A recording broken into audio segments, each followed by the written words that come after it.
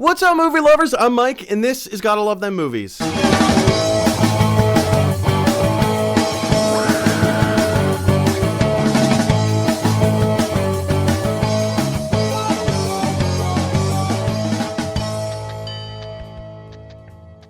You guys, welcome back to Gotta Love Them Movies, your daily dose of movie news. I'm your host, Mr. Mike Brown. I'm here all the time, and I've got some exciting news. It's snowing outside. New York got hit with our huge snowstorm yesterday, and it has piled up and piled up and piled up.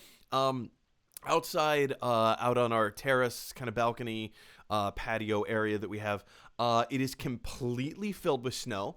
I think the outside wall comes up to maybe like 4 feet. That's not the snow. That's just the wall. The snow is it's stacked up about a fair foot. I turned on the Christmas lights last night out on the terrace, and it snowed so much that I decided, let's just keep the lights on overnight because I don't feel like walking out there in the snow and tracking it back in. I mean, it's literally 2 steps out onto the terrace to unplug the lights, but so much snow, I'm not going to do it. So I'm in the holiday spirit. I hope you guys are in the holiday spirit and helping to keep the holiday spirit alive and talking about all things Star Wars. What? He's time traveling all the way from Portland, Oregon. Please put your hands together for a very good friend of mine, Mr. Eric Nepom. Woo, woo, woo, woo, woo. Yeah, woo! Eric, how are you, sir?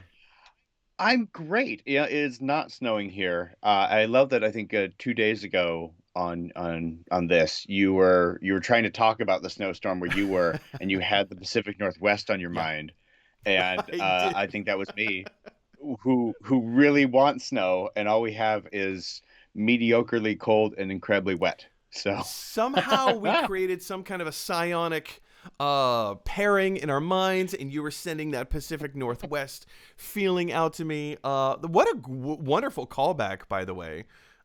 Thank you.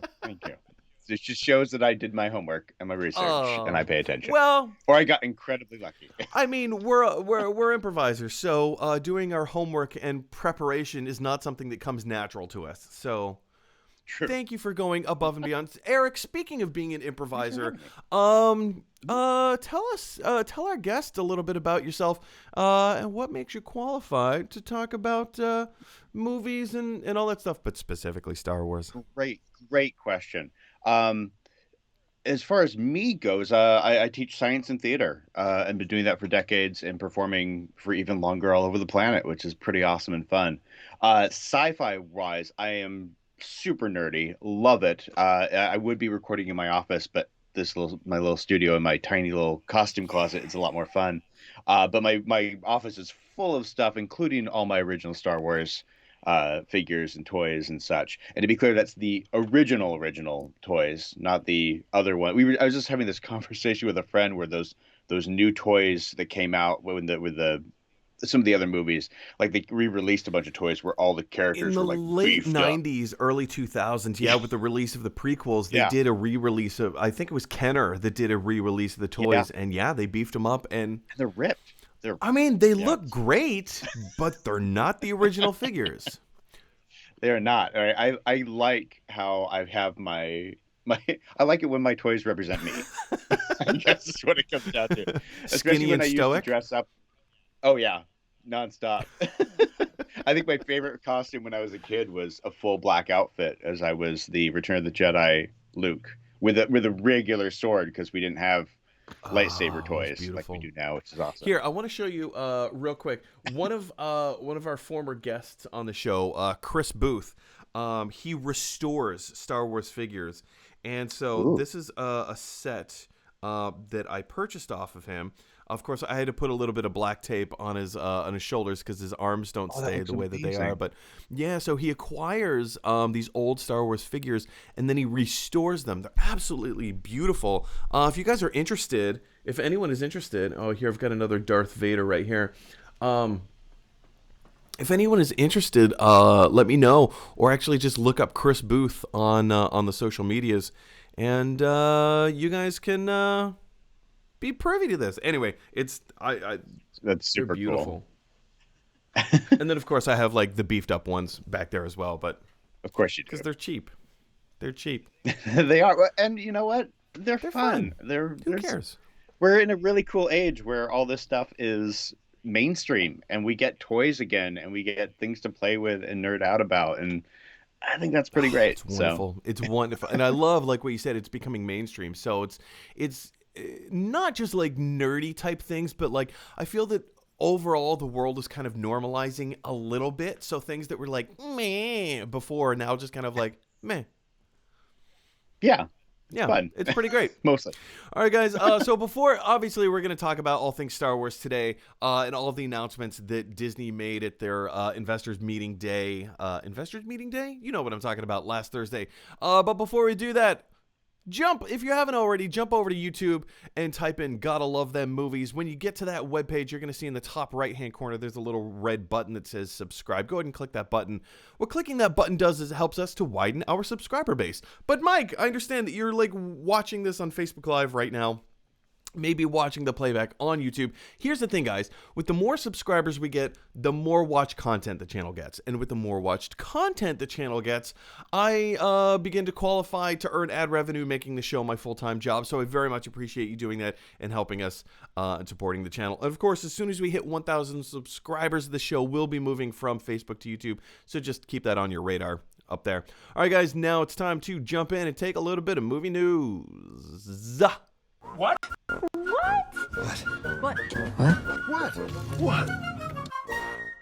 All right, you guys, we have a lot of stuff to cover, a lot of ground to cover. And as I said before, like Disney last Thursday announced so many different things. On Monday, we talked about all things animation between Disney, the Walt Disney Animation Studios and Pixar Animation Studios. Tuesday, I think that was Monday. Tuesday, we talked about the live action movies and series that they have coming. And then yesterday, we talked about all the stuff that we didn't have time to talk about on Tuesday regarding their live action television series and movies. Today, we're talking about all things, not just Star Wars, but Lucasfilm. All the stuff that Lucasfilm has announced and dropped. And we've got a lot of stuff to cover, so let's jump right in with this.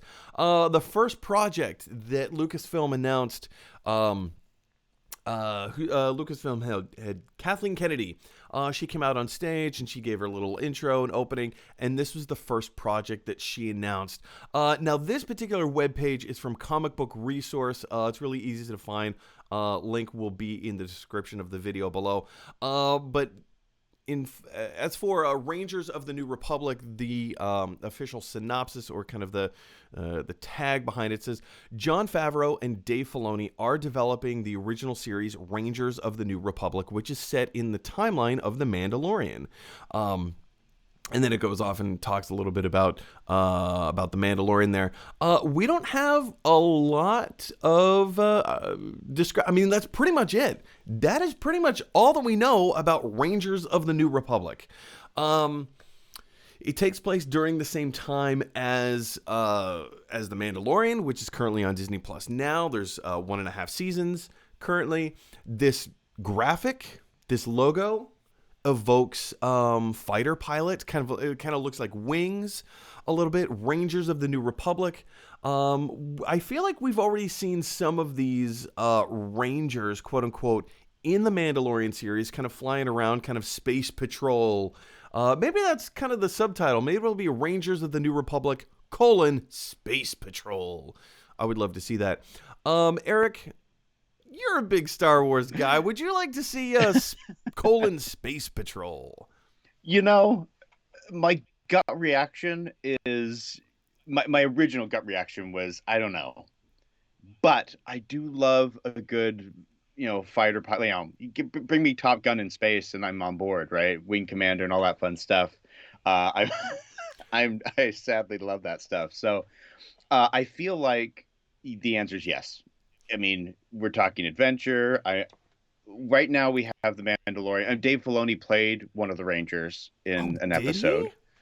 He's the other Ranger in the episode where the spoilers, I guess, which I'm sure everyone knows that with your show. Yeah. When they come to rescue Mando from the the ice planet with all those really creepy The the spider-esque ice things that were supposed spiders. to originally attack. Those are cool. Yeah, Those are really cool. they're really No, I fun. didn't realize that he was playing the other fighter Um, pilot. yeah, he's the other one, and so I feel like it's a big hint right there that it's going to be that sort of storyline. And I think the benefit in this option is that we're getting characters that we don't see regularly in sci-fi in Mm. general or in film and TV, is that we're getting some unique looking people.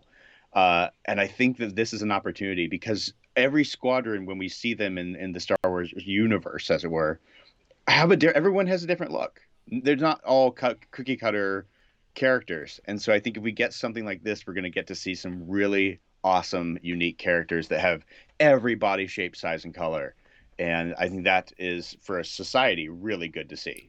I think that's a really cool Oh man, opportunity. like I could not agree more.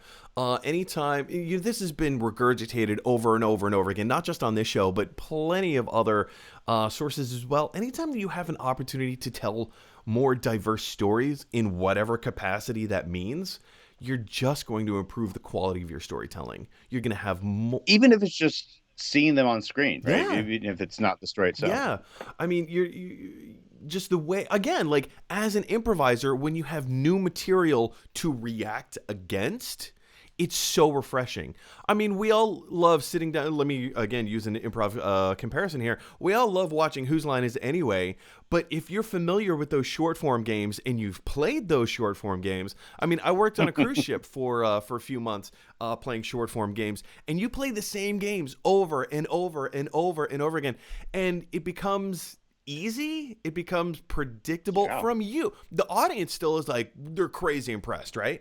But totally. from the improviser perspective, you kind of get into a rhythm. I mean, it's still improvised. You're not planning, you're not scripting anything, but certain things become predictable. And then, take that into a storytelling perspective.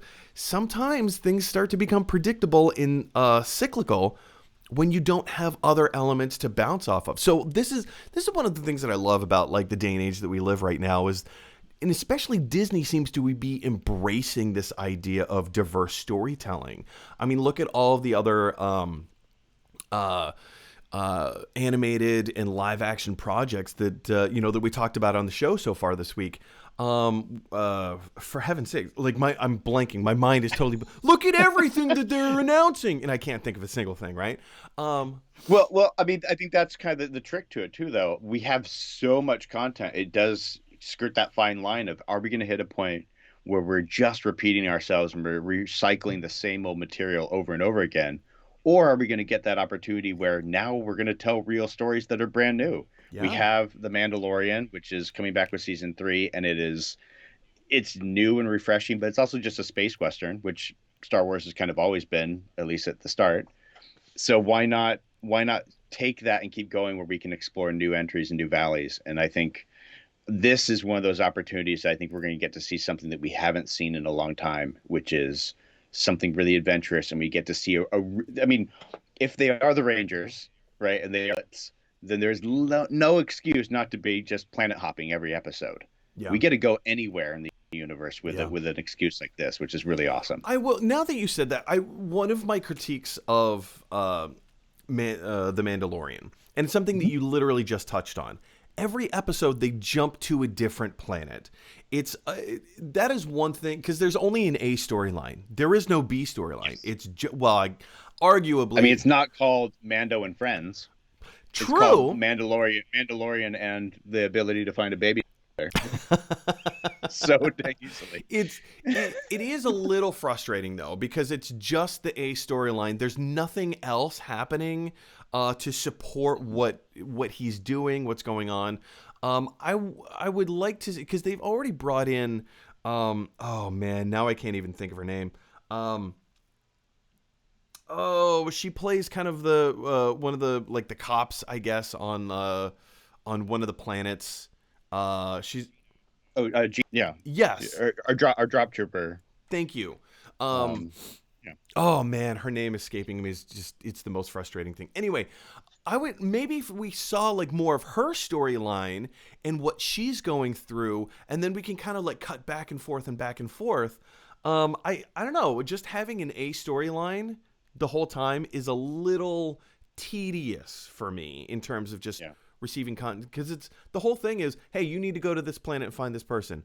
Well, now that I've gone to the planet and found the person, you have to help us Side overcome quest. this, side quest, and then we'll give you the thing that you're looking for. Okay, here's more information. Now you have to go to this planet, find this person, and it's just Yeah. the same thing over and over. That's my one critique of Mandalorian, or I guess two critiques of You Mandalorian. know, it's kind of the problem with sci-fi across the board, and I think there's only been a few really successful opportunities in sci-fi on television. Because in a film, right, you can get away with that. We're only seeing you for a short period, but with a series, you got to keep us engaged the whole time. And I think this is a unique one because The Mandalorian has chosen to take a new character with a new hero, right? We're Mm-hmm. not Yep. getting anything associated with Skywalker that's been spread out upon all these films.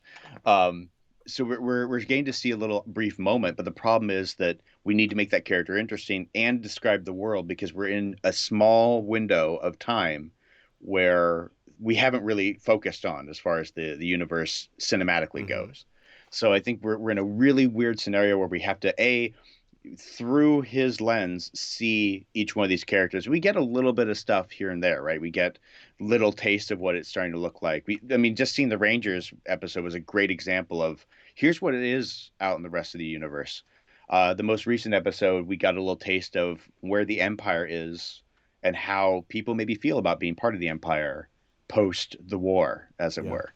And it's, there's a beautiful line there of they're dead and we're still standing. We're still here. And that this guy is so happy and wonderful about that. And of course, spoiler again, he dies Dun for dun it. But dun. but what meanwhile the soldiers they're really going through his self and questioning everything he did and questioning whether it was worth the loss of life.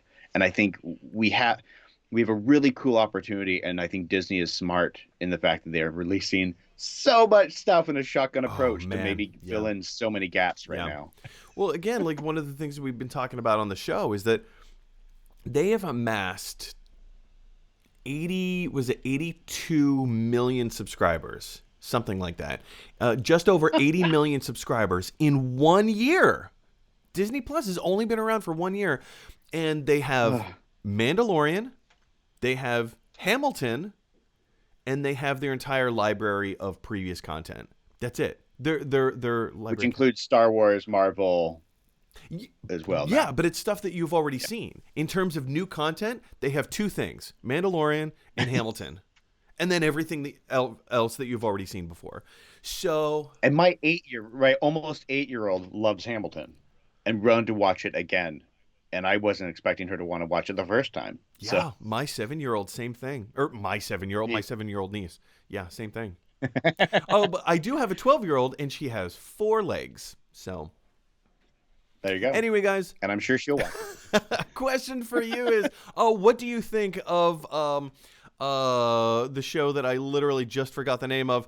Rangers of I was like the Rangers. Republic of the New something. Rangers of the New Republic. Boy, this is turning out to be quite a how do you do? What do you think the story is going to be? Are you interested in it? Are there other Star Wars type shows that you are more interested in? Jump down to the comment section below and let me know your thoughts. All right, guys. Our next show that we're going to be talking about today that Disney announced was Ahsoka Tano. Yeah, again, kind of piggybacking off of this idea of The Mandalorian. Ahsoka Tano. Spoilers! Like anybody whatever. Yeah, so she made an appearance in the Jedi episode of Mandalorian. Here in this synopsis from Comic Book Resource, they say Ahsoka is the second spin-off of The Mandalorian and stars Rosario Dawson as the fan favorite Ahsoka Tano. Originally created for the Clone Wars animated series, Ahsoka was Anakin Skywalker's Padawan and became one of the most popular faces of the animated series. I think this is a really cool idea. I never watched the Clone Wars. Everybody just is like, Mike, drop what you're doing. Watch Clone Wars. Watch the show that came on after it. I can't remember the name of it. the Rebels. Rebel Thank you. Star Wars Rebels. Star Wars Rebels. Everyone's like, oh, it's so great. It's so great. And I want to see it. I just haven't. You guys, there's so much time in a day, and you can't pack everything into that one day. But having seen Rosario Dawson play Ahsoka Tano in that one episode of Mandalorian, it was pretty cool. And I think the writing was on the wall that, like, come on. I think we all kind of knew that Ahsoka Tano spin-off series was in the works, was going to happen. Eric, where do you stand with the character of Ahsoka Tano? Did you watch Clone Wars? Are you interested in a series like this? Where do you sit? First off, I believe, as everyone else has said, Mike, drop everything. Watch Clone Wars. Fair. uh, I'll be honest. I really enjoyed Clone Wars. It was not my favorite thing out there in Yeah. the world, but I think it was really well done, and I think you got some really good voice acting, and her character's fun. I mean, it really is. It's back to diversity again. We're getting a strong female that question. I mean, you know that Anakin's bad, and sort of the Clone Wars sort of story is getting to watch Mm. his failure, and it gives us more meat as to. It's not just the quick flip of I'm angry and now I'm bad and a villain. We get to see a little more of that turning take place, so that's really fun. But she questions a lot, and she questions being a Jedi, which is something that is a really interesting choice to make. I think in a world where a lot of us went Jedi, that's what I want to be, and I think there's some good questioning as to sort of the spiritual aspect and what's the true purpose of being a Jedi and what does it really mean to be a Jedi. And I think her character is really fleshed out in that.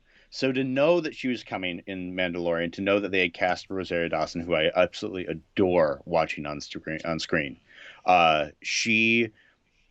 she excited me about it, and I worried because she first off is an amazing look, and I worried that was going to look too hokey.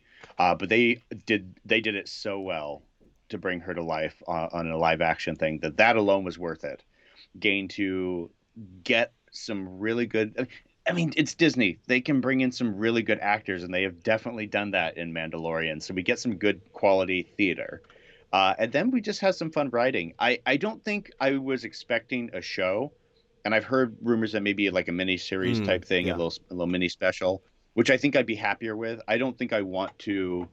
I don't want to beat a dead horse, as it were. I don't. I want to make sure that I get some really good content, but I don't want to destroy all the fun stuff and wear the character out.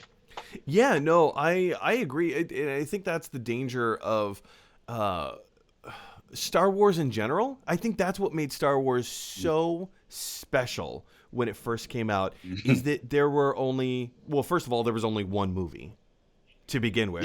There were no prequels, there were no side stories, there were no comic books. It all started with a singular film in 1977. And a risky A film, very a very risky risky film. film. Yeah, if you like read some or watch some of those interviews and commentaries with George Lucas in the early days and Steven Spielberg as well, like it was a huge risk. I mean, now an entire franchise, not just a franchise, man, it's bigger than a franchise. What's bigger than a franchise? I don't know. A cultural movement? Conglomerate. Yeah, An yeah. entire cultural movement was built from this one radical space adventure that nobody had a lot of faith in, you know? And it's a really simple story. It's good versus evil. There's That's no it. fanciness That's about all it it. is. Just Joseph Campbell. That's all it is. Yeah. Harry Potter. That's all it is. But yeah, like when we had the original trilogy, I remember growing up. I was born in the 80s, kind of raised in the 90s, as I say. That's kind of when my like social consciousness kind of came into fruition, was the early 90s. And growing up with Star Wars, it was just Star Wars. And I think like for me, that's what made it special, because Star Trek focused for my taste a little too heavy into sci-fi. I'm not a huge sci-fi person, which comes as a shock to a lot of people. I'm not huge into sci-fi. It's okay. I was never into Star Trek, but Star Wars wasn't about the spaciness of it. It wasn't about the science fiction. It was about like the fun and the adventure. It's swashbuckling It's in true. outer space. That's what it It's is. true. Star Wars is one of the least It sci-fis out really there, and is. it's one of the biggest mainstream Mm-hmm. things. As a huge Star Trek fan, um, yeah, that It's does true. really put a It's nail on it. true. Yeah, Um, I don't need a life lesson necessarily, and I think we're getting life lessons now, but they're in little yeah. tastes, and I think that's maybe a little easier to digest as opposed to like a full episode on the structures of relationships and appropriateness, which is what Well, it's Star also Trek used to be about. timely. It's also culturally like relevant right now, for those types of stories to be told. And with a vehicle like Star Wars to tell those stories, it becomes not just important, but also on a weird level, kind of their responsibility too. You just said something that totally sparked an idea in my head that we get something like Star Trek, which is us in our future, and it's a distant future, but it's not super distant, but it's us in the Hmm. future. So Star Trek is hopefully being that thing that is guiding us toward an ideal of being better. Star Wars has an amazing cheat about that. At the very beginning, it's a long time ago in a galaxy far, Yeah. far away. It's not Nope. us. It's never been us because it's way before us. And so that everything that happens in Star Wars, we don't have to relate to.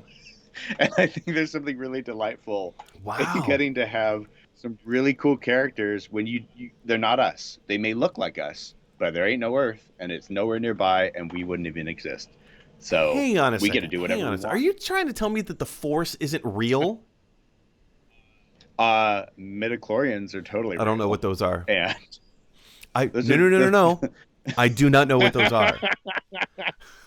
I will say I was so happy with Mandalorian until at one moment that they mentioned them briefly as related to the child or I Grogu. mean, And I was a little bummed. I'm like, oh, we were so close to not including them in our vernacular I anymore. get it. It's like everything's connected. Even in Rise of Skywalker, even in the sequel trilogy, they tied things to this and they tied things to that. Like I get it. It's canon. We I may not like the prequels. You may not like the prequels. But the prequels have their fan base. There are people out there who Of course. love them dearly. And there's I mean, I showed Amelia, my daughter, the first one. That was her first Star Wars ooh, movie, and I have to my. say, it's perfect for Ooh, kids. gross.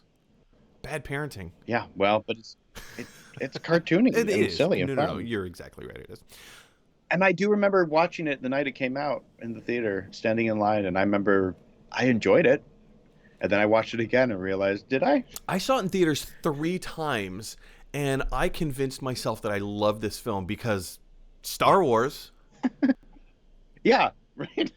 And then I watched it again in college when I had it on DVD, and I was like, "You guys, Star Wars," Star and I Wars. loved it. And I was like, "Yeah, the pod racing scene, man, it's okay. Take it or leave it." And then I watched it, like it slowly deteriorated. And then somebody said something like, the racism of Jar Jar Binks," and I was like, "That's not a oh, oh, No. Yeah. huh, Yeah, it okay." is. Anyway, we really got off topic here. We did. Ahsoka Tano is a series coming to Disney Plus. What do you think of it? Are you excited for it? Let me know down in the comment section below. All right, guys. Our next show that we're going to, as I so eloquently scratch my nose, I probably could have waited for another time to do that, but I didn't.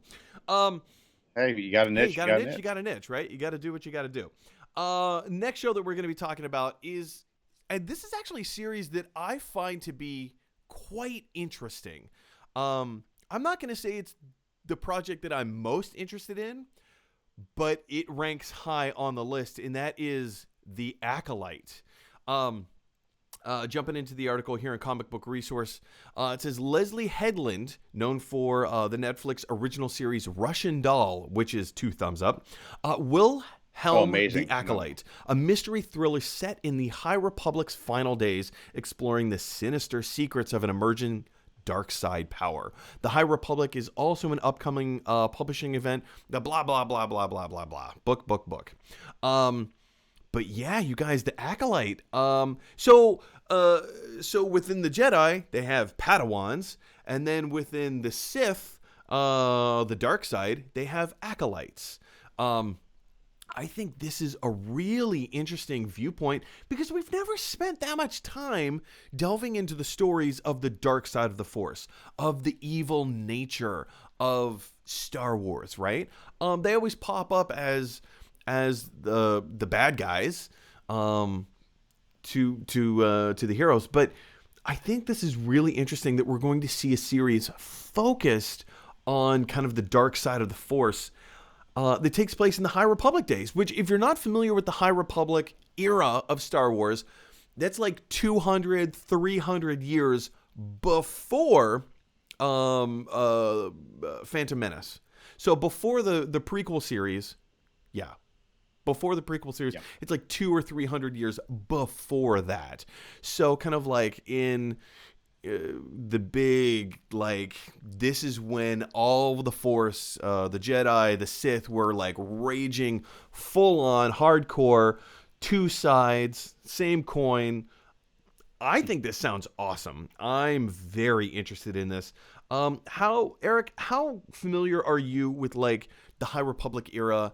I mean, you probably, I would assume that they mention it or refer to it a little bit more in like Clone Wars and stuff like that. Did you ever read any of the extended universe stuff? Yeah, I mean, I read a little bit of it. I think the the biggest immersion into that universe or that timeline was in their games. They had some really good Old Republic games, and they were actually multiplayer games. I think they really expanded a lot of that at that point, where instead of a point where you have a handful of Jedi and you've got a very small handful of Sith or villains, good versus bad. It's everywhere. Everyone's everyone, right? There's massive amounts of both. And I think you touched on the main point there, which is villainy and the dark side. Is it so evil? I think we have seen in moments where we get hints of hypothetical dark side moments in all these characters that have powers of sorts, force powers. And I think some were unintentional. I was rewatching the original three with my daughter and just kind of thinking about how Luke in right there when he's coming to Jabba's palace the first time, he strangles somebody. He uses a little bit of the force choke, which if you play the games, it's considered an evil power. So you have to question how the gray line is Luke. Is he teaching himself bad habits? We get the new trilogy that has some questioning of some of the characters. What power will they use, and what is good and evil? What is the dark side and the light side?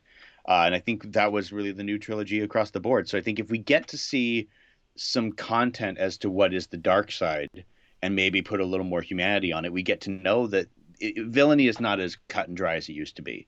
Right. I mean, we watch Star Wars, the original three. We have literally light versus dark. Acolyte here maybe is going to provide us the opportunity, but that it's all a gray area. Well, you touch on an interesting thing, talking about Luke Skywalker and using like the Force choke as, we usually see like Force choking as like the evil kind of a thing, but like when whenever the hero does it, it's for a good purpose, right? I mean, the same kind of philosophy has popped up within Batman in the past few years, right? So, like in the Snyderverse, we see Batman brutally murdering people. Murder light. He's killing people, right? He's causing blunt force trauma. And everyone's up in arms about, well, Zack Snyder's portraying Batman as killing people. But guess what? Batman Returns, he strapped a bomb to a dude and shoved him down a manhole. Let him explode. Yeah. I mean, there's classic comedians out there that have made great sketches about the fact of knocking a guy out and he's sleeping. But what's worse? I mean, I don't have a good answer here. Killing is never a good answer. But he kills a bad guy by blowing him up. Or he drops him off a building and he has a broken neck and is paralyzed for the rest of his life. Like Batman is not a good character as far as kindness. He doesn't tickle you to death. Well, also if you go back to the original origin of the character back in 1939, I believe is when Batman made his appearance. He carried a gun. Yeah, he carried a gun and he shot people. That was Batman. That's Batman. But also Batman's a vigilante. We get people that are he's acting on what he thinks is justice, and I think Acolyte is a show that has the potential to show us that it's your internal drive is what makes you kind of go on the light or dark side, Yeah. and so that internal focus and potentially we get to see. Here's what I would love. I would really love to see them not make a choice that they give us a Padawan or The Acolyte. Yeah. intern, The as it intern. were, that is working their way up in the ranks of villainy, and they choose to go to the light side. I really hope they don't do that. Because as much as I love and want to see us all have good morals and be good people, I would love to see our character become evil. And I'd love to see that growth happen in a very natural sense. We've seen moments, and if you watch Clone Wars, you'd know more about this. So we've seen more villainy, and it's not as cut and dry. But I hope the Acolyte will give us something that we don't have to call it villainy. We can call it just Well, another I side. mean, we have a lot of shows now where we kind of take these questionable sides. I mean, Breaking Bad is probably one of the most classic examples of this, is that your hero of the story is the hardcore. He's like the worst of all the villains. And I love Yeah, Vince Gilligan's description of it is seeing Mr. Chips become Scarface. It's so it's so true. And that's also so good. it yes, and the concept. It says yes to the concept, right? Instead of like, oh, well, this is what we're gonna start with, Ben Kenobi. Oh, you're the big villain, and oh, well, you need a redemption arc. So let's have you and Ray kiss. Great, now you're redeemed. Exactly. Now you can have a happy death. Bye. Bye. Yes, it's such a betrayal to the concept. I would love to see that. I would love to see that. Big question for you guys is, what do you think the Acolyte is going to bring? What do you think the story is going to be about? If you're more familiar with the extended universe and the days of the Old Republic or the High Republic, jump down to the comment section below and let me know your thoughts as to where you think this particular show could and maybe should go. All right, guys. Our next. Sorry, I had to think about that for a second. Did I say things properly? As was just pointed out in the live chat by Nora Colleen Stinnett Fox, she says today's theme. Mike forgets the thing that he wants to say. Yes, that is the theme of today's show. I'm forgetting exactly anything that is on my mind. So moving on. Lando is a show that is coming. I think this is a great idea. I think this is a wonderful concept. There's a lot of speculation. Will Billy D. Williams come back to reprise the role of Lando? Will it be Childish Gambino, Donald Glover? Probably. I mean, probably, but we know nothing. We know absolutely nothing about what this show is going to be. The description just says Lando Calrissian, who debuted in Star Wars: The Empire Strikes Back, was originally portrayed by Billy D. Williams. Yeah, we know. Because it's just filler because they don't know what else to say because we don't know anything. He will return in Lando. Will it be Billy D. Williams? We don't know. We just know it's Lando Calrissian. A brand new event series for Disney Plus. It is currently in development by Justin Simien, who was the creator of Dear White People. There's no confirmation yet on who will portray the famous scoundrel, but fans speculate Donald Glover will reprise his role as young Lando from Solo, a Star Wars story. Which, side note, I am so glad that they've dropped the moniker of a Star Wars story and just made it Star Wars. Because a Star Wars story, come on, that's lame. That's really cheesy. That's really silly. Again, nothing, no details known about Lando. I just think this is a cool idea, and it continues to play into that concept of diverse storytelling and like branching outwards as opposed to just moving the story forward. With a character that's just been fun. I mean, from the get-go, it's a really fun character and played by two really fun actors. I would love I'd love to see both of them in it. I think Donald would be great, and Disney has the money to get him back. Obviously, I definitely my favorite my favorite Lando thing is that when Mandalorian came out and they used Mando all the time. I did make a lovely post with, if Mandalorian is Mando for short, does that mean Lando is short for Landalorian? I'm just gonna put it out What there. if he was though? What if he I was mean, a it'd be pretty great. Landalorian? Okay, so what you just said, you would love to see Disney get both of them back. Like I mean, why I not? had that same Why not thought. try What to if the series was like both in the future and in the past simultaneously? how I Met Your Mother type thing? Yeah, How I Got the Millennium Falcon, and it's Billy D narrating to a Wookiee sitting there, yeah. and we just keep flashing back to to Donald as Lando trying to get the first Millennium Falcon. End of series. I made my That'd be pitch. wonderful. That would be Baby. wonderful. I mean, you could kind of do like Godfather Part 2, right? And see like the right? Just Oh do yeah. that. Just do that story. Just do Godfather Part 2, but with Lando Calrissian. That'd be awesome. I I will say I think the one risk that Disney is taking with this is that Lando's a really fun character, and so far we've only had Lando in little Yeah. bursts, and that might be for a really good reason, just because of the cocky Han Solo attitude.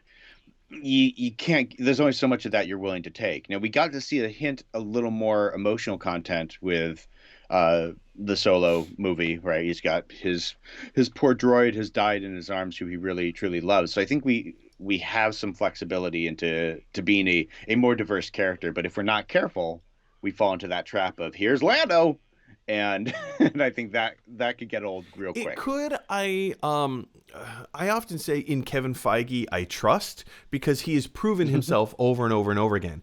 Kathleen Kennedy hasn't quite proven herself as a studio head. She's one of the best executive producers in the business. She has Oh yeah. multiple awards sitting on her shelf for a reason. She is extremely great at being an executive producer, and she's proven herself over and over and over again. She hasn't Yeah. exactly proven herself as a studio executive. But I understand. Oh, but she like under her tenure, Lucasfilm has amassed like how many billions of dollars? A whole bunch of billions. True, but it's not her. It's the name Star Wars. It's Yeah. Star Wars that's doing that. And I do hope that they remember that there's a parody musical that I was supposed to be producing a couple months ago, and obviously we'll do it Why? next What year. happened? But my favorite, Why I can't don't you know. do It's it? just we decided, I guess, not to Oh, do okay. it on a stage with people and audience people in the same room. Go Dumb. figure. But one of the lines in it, the whole sort of subject matter is the fact that Star Wars is too big now to be owned by you, to be owned by one person. It's ours. It's everybody's.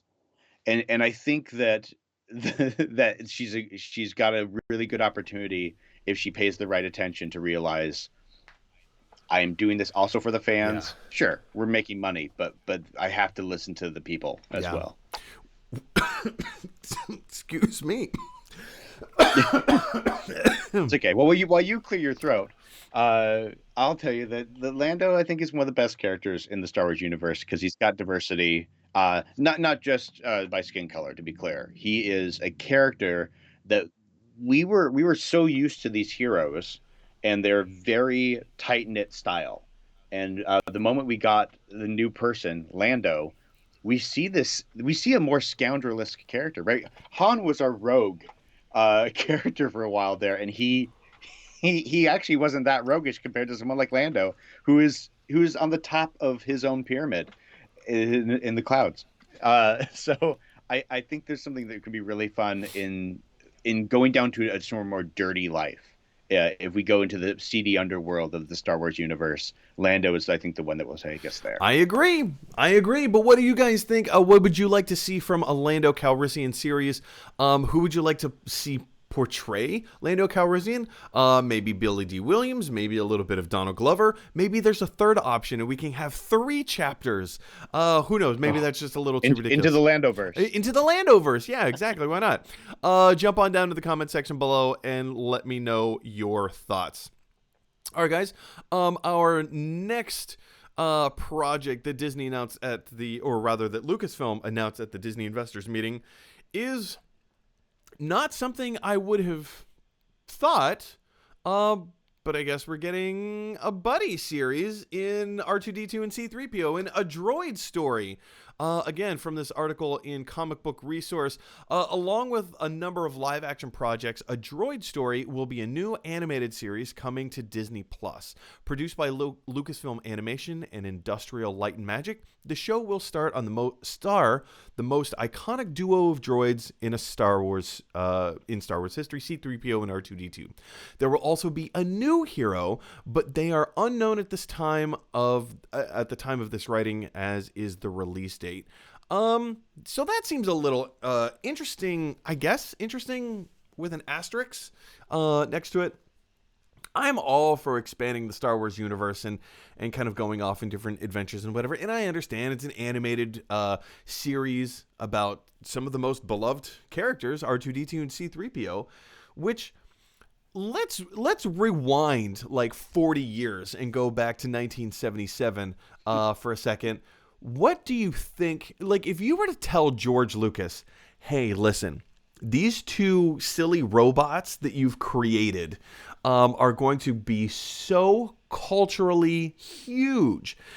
Like, they're eventually going to have an animated television series on a streaming service, and he's going to scratch his head and say, what's a streaming service? Like, it's mind-blowing. It's mind-blowing to me where we're at with this. Because again, in my lifetime, I was able to see the whole progression, maybe not the whole progression from 1977, but I've been able to see the vast majority of the progression of how Star Wars has become kind of like an indie cult. Because it kind of was. Eric, do you remember, like yes, it was huge, it was massive, but in the late 80s, early 90s, if you were into Star Wars, it had kind of receded a little bit.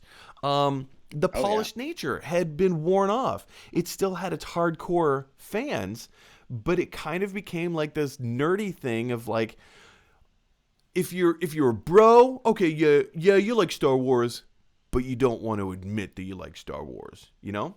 Yeah. You didn't talk about it in public, for sure. It's like Fight Club. Yeah. Yeah, I mean that's the culture now. So we get to literally talk about this in public. It's wonderful. And people are interested in it because they are also just as nerdy as we are. I'm actually, this is a show that I'm inspired by, because I think the droids have always been really fun, and once again, Star Wars has never shied away from showing us different droids in different ways and doing different things. I think they've got a really cool opportunity. What came to mind when I read originally that there's a special guest, I went, cool, one more droid they're going to add into the mix, because they've been doing that in pretty much every new movie or whatever, right? They've got the new one. But I was thinking, what if they did something like Amy Sedaris' character from Mandalorian, who we've obviously seen have a fun relationship with droids.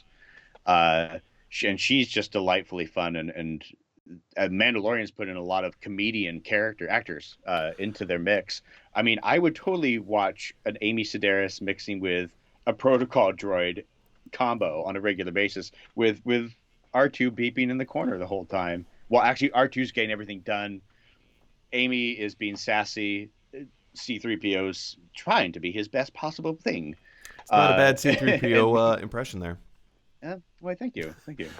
Yeah, I could definitely see that happening. I see a droid story. That's what it's called, right? Yeah, a droid story. I could see a droid story being geared more towards a much younger audience.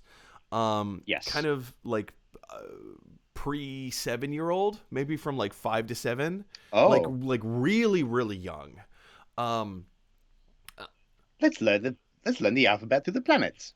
A is for Alderaan. Kind of. Yeah, that's her mentality. I mean, maybe not necessarily in such an educational way, more of an entertainment way, but I could definitely see how this could be, because they're old characters. They're not new characters. We've seen them. Yeah. They show up in everything. They've literally been in every movie. Yes. I mean, who knows where we'll see them again. I know there's trivia that at the end of one film they did not make an appearance at the end of one film, and I can't. I believe is it Solo? No, maybe Rogue. No, they're in Rogue. We know that. I don't know. Yeah. Yeah, it's in there somewhere. But yeah, no, I definitely could see this being like a much younger audience type thing to get children a little bit more invested in the Star Wars universe because they are putting so much time and effort into this. If you can get them while they're young, if you can hook them with something, and then let them kind of grow up a little bit more into it, I think that because again, like one of the problems with my 7-year-old niece is, ever since she was a small child, my brother kept trying to be like, "Hey, Star Wars! Hey, oh, look, there's Rey. Yeah. Here's a female character for you to identify with. Don't you want to play with Rey dolls?" And she's like, "No, it's Star Wars. I don't want to do Star Wars. I'm going to do Yeah. pretty princesses." Well, it's And funny. Go ahead. oh, no, Sorry. no, no, please. I was gonna say when Disney bought Star Wars, I remember that being a big thing that they made a very clear announcement. We have females on lockdown with our princesses. Star Wars gets to be the thing that we focus on with our male Yeah. audience, and they did talk about the fact that they're looking at that younger audience to get them re-engaged. And I think you nailed it. That we're getting moments of being able to identify on screen with more and more strong female characters, and we're seeing some great ones in Mandalorian. But I tried an episode of Mandalorian with my daughter, and she wasn't on She's board not with it feeling it. because surprise, surprise, it's not the same.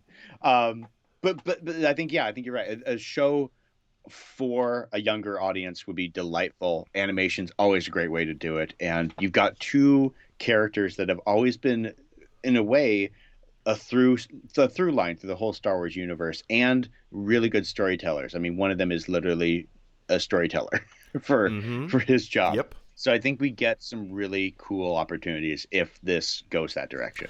I was about to make a really bad joke and say, do you think that Kenny Baker is going to come back and reprise his role? That's a really bad joke. I don't even know if that's a joke. It's It's terrible. you It's know terrible. it makes you happy. If it makes, and I think that's the theme of a droid story. If it makes you happy, guys, is this the kind of thing that makes you happy? What direction do you think a droid story is going to take? Do you think they're going to focus on a much younger audience, or maybe a more intermediate audience? Where do you stand with that? What do you think the new droid is going to be that they're going to introduce? Is it going to be a droid that we've seen before, or a brand new creation? Jump on down to the comment section below and let me know your thoughts. All right, guys, moving into more of a film project coming up. Woo-wee! With Patty Jenkins. I think you guys know where this is going. Rogue Squadron. Disney put out with their investors meeting announcement. There was a short video that they released with Patty Jenkins on rollerblades, just kind of like roller skating around the tarmac of some airfield, something like that. She rollerblades into the back of her car. The back was already open. She sits down. She changes her shoes, and then she changes her clothes, or rather, she puts on a flight suit. And as she's doing all of this, she's explaining the story of how, in real life, her own father was a fighter pilot in the military. And he had so much love and passion for what he did. And he passed that love and passion on to his daughter, Patty Jenkins. And all of this is to say that she feels so passionately about these types of stories like Top Gun. How many fighter pilot stories are there? I think there's Red Tails and Top Gun. I think that's about it. Hey, if you can name another fighter pilot story, please prove me wrong. Please prove me wrong. Firefox. Say what? That was a Firefox, movie? which that was Clint Eastwood with a Russian jet that he could control in his mind, but he had to think in Russian. I was thinking, wasn't there uh, a video game in the '90s called Firefox? Or yeah, well, there's the space one, yeah, and then there's all the great Apache when back when that was a helicopter that they were trying to promote. We had a Nick Cage movie about flying one. It Nope, was there's great. only two. There's Top Gun and Red Tails, and now we're getting another in the Star Wars universe, Rogue Squadron. I love Patty Jenkins as a filmmaker. I love her brand of storytelling, specifically visual storytelling. And if Wonder Woman is going to be any kind of a precursor as to what this could potentially look like, I'm on board. Patty Jenkins, fighter pilot movie, I'm on board. I think this just sounds great. Eric, do you have a similar take, a different take? What do you think we could expect to see from this? I mean, I mentioned before, right? I'm super excited for ships dogfighting, and that's always fun. I will say I played the game that came out recently, the Squadrons, and I was a little underwhelmed by it, but it was still enjoyable. And going back to Mandalorian, where we had our Rangers. The other Ranger, Paul Sung, I think it's Sun Hee Lee, if I remember correctly. If I'm saying his name wrong, That I I don't deeply know. apologize. But he did an interview where he was a cosplay nerd and actor, got the job, and was talking about how just over the moon he was. But the real one was when he gets in the cockpit, and the cockpit is how they film. It's a stationary piece, and they've got the screens all Mm-hmm. around it because they're really cool and have the money to do a really awesome set. And the moment these screens turned on and they're the things moving, he got motion sickness of sorts, but also felt like utter excitement about being in the cockpit of a ship that he'd been, watching forever and feeling like he's really flying it. And I think that's if that joy and that excitement about getting to see things happen like that happens in this film, I think we're on board. I think that if we get, it'd be nice to get some good story and character development. Sure, right? It's important. But if we get some exciting moments in a cockpit with good old fashioned sci fi special effects dogfighting without lines like, I can do a roll and that's a neat trick. Hey, I got one. Great kid. Don't get cocky. They'll get, yeah. I mean, I'm sure that sort of line's going to be in there, but but the reality is that stuff is just fun to watch. And if it's good in the fact that it makes sense and it feels like it's not done right off the cuff and they put work into it. I mean, how could it Oh, go I, wrong? I agree. And like I said, Patty Jenkins, she knows what she's doing. She knows how to visually tell a story, but she also knows narratively how to tell a story. And I think we can expect great things from this. Yeah, I think we can expect great things from this. Question is for you guys: what do you think of Rogue Squadron, directed by Patty Jenkins? What do you think her creative team is going to look like? Do you think she's going to pen the script herself, or is she going to get a little help like she's been doing with all of her projects? Yeah, I have the highest of hopes for this. Jump on down to the comment section below and let me know. All right, guys. Our next project, like I said, we have so much to talk about. We've been talking for almost an hour now, and we still have more. We still have a whole bunch of other things to cover. This is the project that I'm probably the least excited for. Probably no. Underscore. This is the project I'm least excited for. An animated series of short films from various anime creators called Visions, Star Wars Visions. The description calls it Star Wars Visions is an original series of animated short films. According to Disney, the series will be a celebration of Star Wars, and it will be brought to life by the world's best Japanese anime creators. Visions will premiere in 2021 on Disney Plus and will run for 10 episodes. So it's, first of all, it sounds like it's a limited series. Which, hey, limited series, extended series, whatever, is fine. I've been very vocal in saying this. I am not an anime fan. Everyone that I've ever said that to always comes back at me. Well, you just haven't seen the right anime. I don't care. I don't care if I've seen the right like. I get the concept that there are some anime projects that are more apt for certain people and less apt for certain, whatever. I just don't like the style. I don't like the brand of animation of how it looks. It's the same reason that I don't really care for um uh was it Universal Illumination's brand of their uh animation style. It just doesn't speak to me. I don't really care for it. Wallace and Gromit. I adore stop motion animation, probably more than any other style of animation. But there's just something about the aesthetic of the Wallace and Gromit characters and like Chicken Run and like that style. It just doesn't speak to me. I just don't like how it looks. And it's something that I can't exactly put my finger on. I just don't care for it. So I will be skipping Star Wars Visions altogether. Eric, are you an anime fan? Does this excite you? I do kind of like the idea of like all these individual stories, and they're calling it a celebration of Star Wars, which evokes thoughts and imagery of the not Last Jedi, Return of the Thank you. Jedi. It's like the Jedi The Strikes yum yum. Back. That's not it. Return of the Jedi. At the end, we're Yum like, yum. yeah, the tuk tuk. Yeah, which is not in there anymore. If you have the original Which is disappointing. DVD, it's on there. If you do, we watched it on Disney Plus with my daughter, and I was really disappointed it didn't show up. Sad. You mentioned that Disney Plus's new content is limited, and they've been running off the stuff they have. One thing that it's sort of buried in the Disney Plus library, as it were, was something really cool, and it is some animated shorts, and they have a few really cool specials, and one of them is I don't know how many, maybe 14 mini, and we're talking like 2 to 5 minute Micro episodes. shorts. Yeah, they're micro shorts. They're small things. They have nothing to do with Star Wars. The whole purpose of them was to basically use an experimental form of animation, and that was the challenge. Small story, and new style of animation.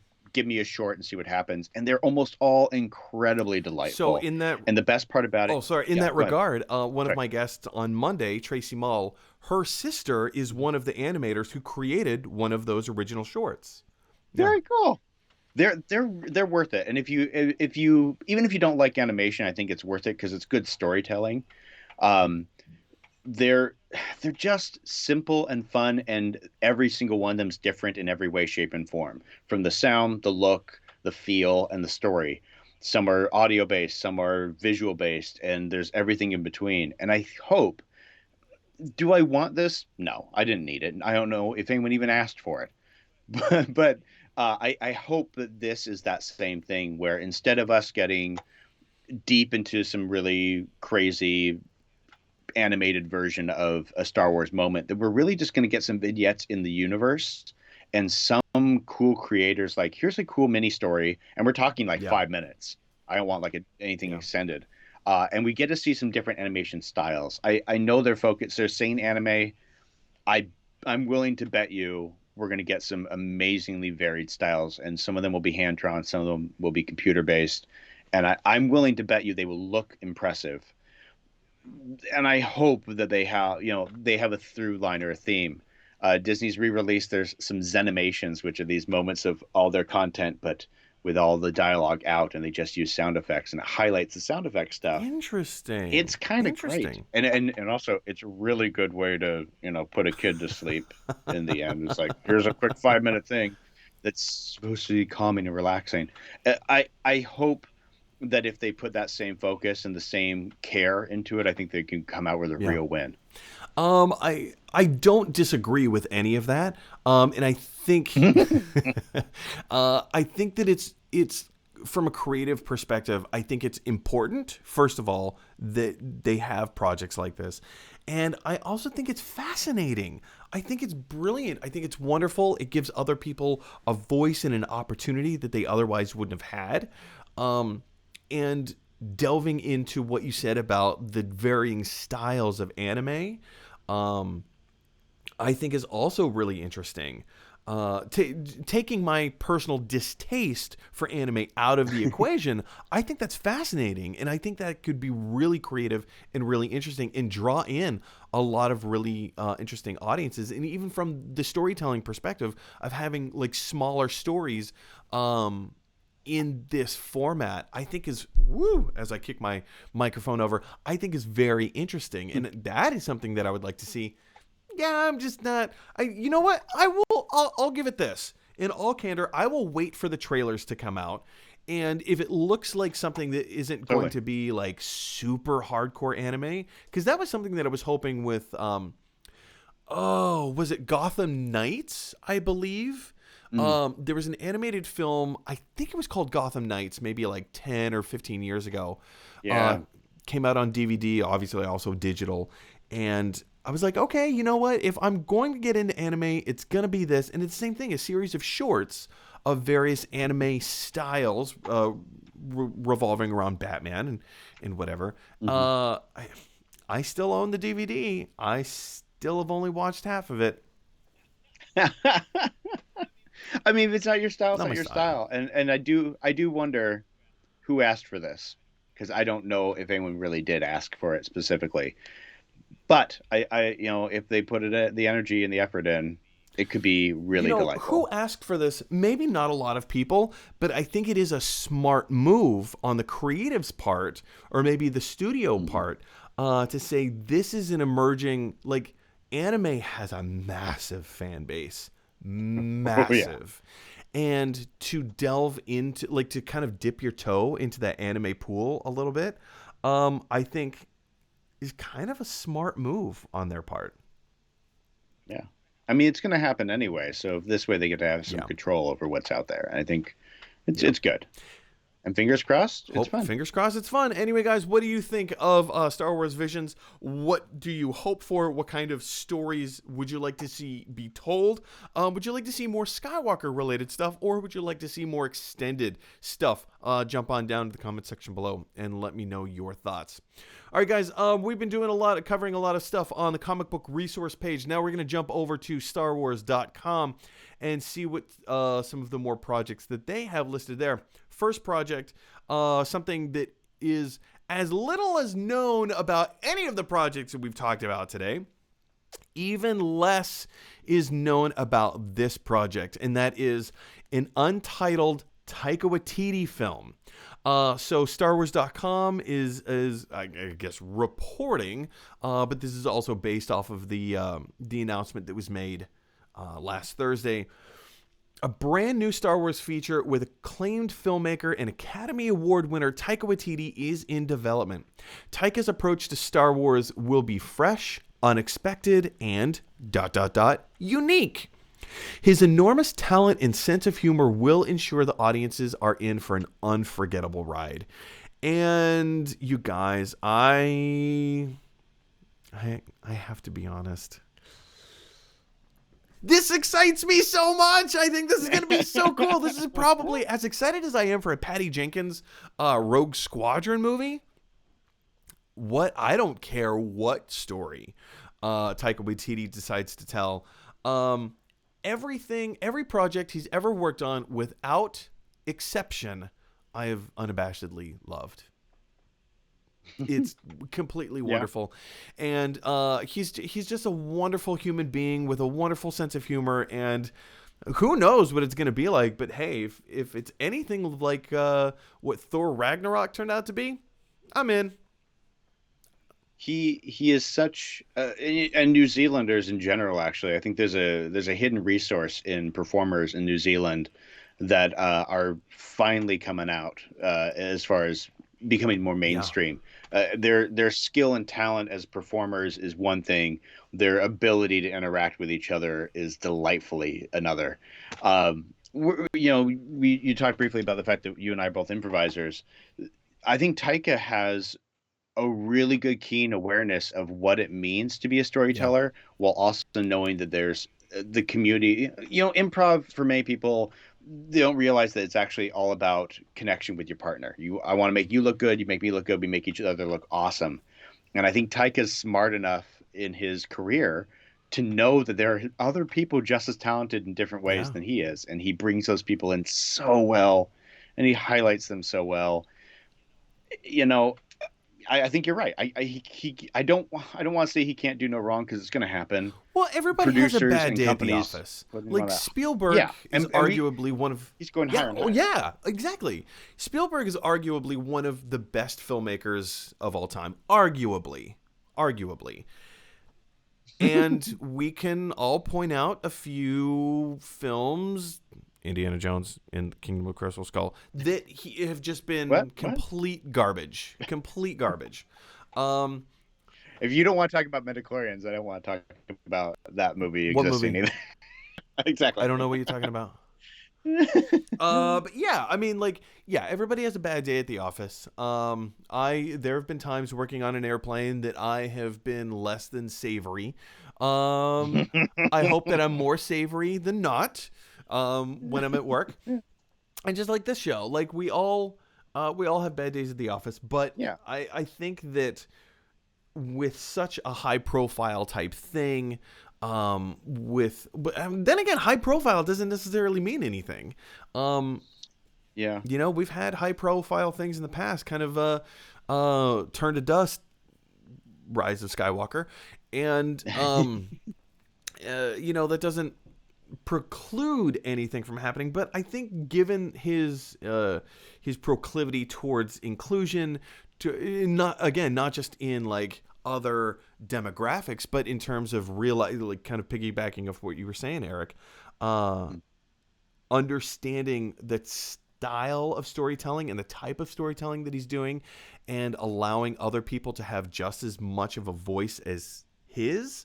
And again, looking at his filmography within The Mandalorian, I think could lend itself to being like absolutely incredible. Absolutely incredible. He's got a really cool opportunity as well.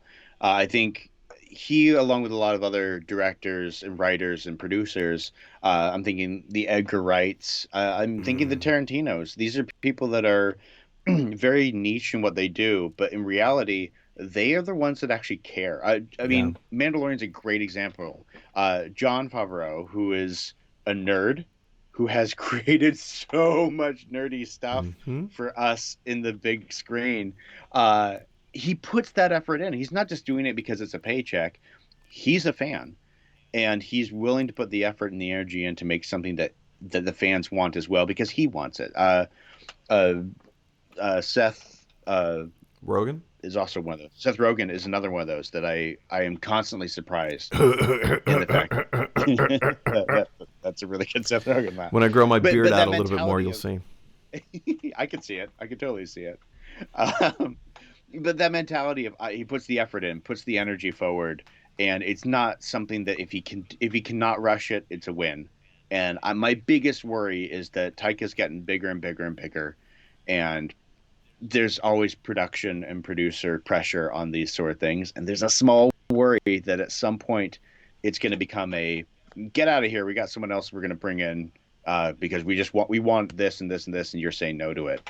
I hope as long as he's given that freedom, he's going to succeed. So I hope that Disney's willing to, of course, continue to hand that over. I agree. In the really delightful way. I agree. Question is for you guys: what would you like to see from a Taika Waititi created cinematic experience in the Star Wars universe? Jump on down to the comment section below and let me know your thoughts. Okay, guys, we have still a few more things to talk about within this. Like Star Wars or Lucasfilm dropped 13 different things, so we're gonna try and speed. How many have we covered so far? 8. Oh, I think gosh. 8. I lost count. I mean, woof. All right, here we go. Obi-Wan Kenobi is a series we already knew was happening. The announcement was dropped last year at D23. There were rumors and a little bit of buzz that it was happening before the announcement at D23. And then, of course, Ewan McGregor comes out on stage, and Kathleen Kennedy was like, hey, here's my friend Ewan McGregor. Anything you want to announce? Ewan McGregor very famously, hey, we're going to do an Obi-Wan Kenobi series on Disney+. So we knew it was happening. There was kind of a little back and forth of like, it is happening, it's not happening, it is happening, we can't find the right people to do it, blah, blah, blah, all this stuff. But yes, it has been confirmed. It is a thing that's happening. And not only is it a thing that is happening, check this out. you may have already heard of this, but Hayden Christensen is coming back to reprise his role as Anakin Skywalker, now Darth Vader. So the era of which this particular series will be set is, I think it's 10 years after the events of Revenge of the Sith. So Hayden Christensen has already been Darth Vader for about 10 years. And we're going to see like kind of an epic face-off or battle between these two. I believe this is going to be a limited series, which makes sense because there was a little talk about it being a film, and then when they announced it as being a series, it makes sense for it to be a limited series. It's going to be a contained story. I think this is a great idea, and well, obviously, like Obi-Wan Kenobi, like of course everybody wants that, but I think this is a wonderful opportunity to hopefully, fingers crossed, redeem Hayden Christensen as an actor. He's not the greatest of actors in the world, as his credits in Attack of the Clones have shown. Oh, sand, it's so grainy, and as he's like playing with Padme's hair. Oh, it's a cringe-worthy scene. It's a cringeworthy scene, but it has been confirmed that oh, sorry, let me jump in here. Who is? Oh my gosh, Deborah Chow will be directing thank it. you. You're Thank welcome. you. You knew exactly what was on my mind. Who's an amazing director. She's been directing episodes of. She directed some really cool episodes of Mandalorian, Better Call Saul, Mr. Robot. She's been around. She's been doing some really great stuff. I think you're right on the money that this is a redeeming possibility. It's funny because Hayden's actually not a bad actor. Like there's some movies. I'm a House.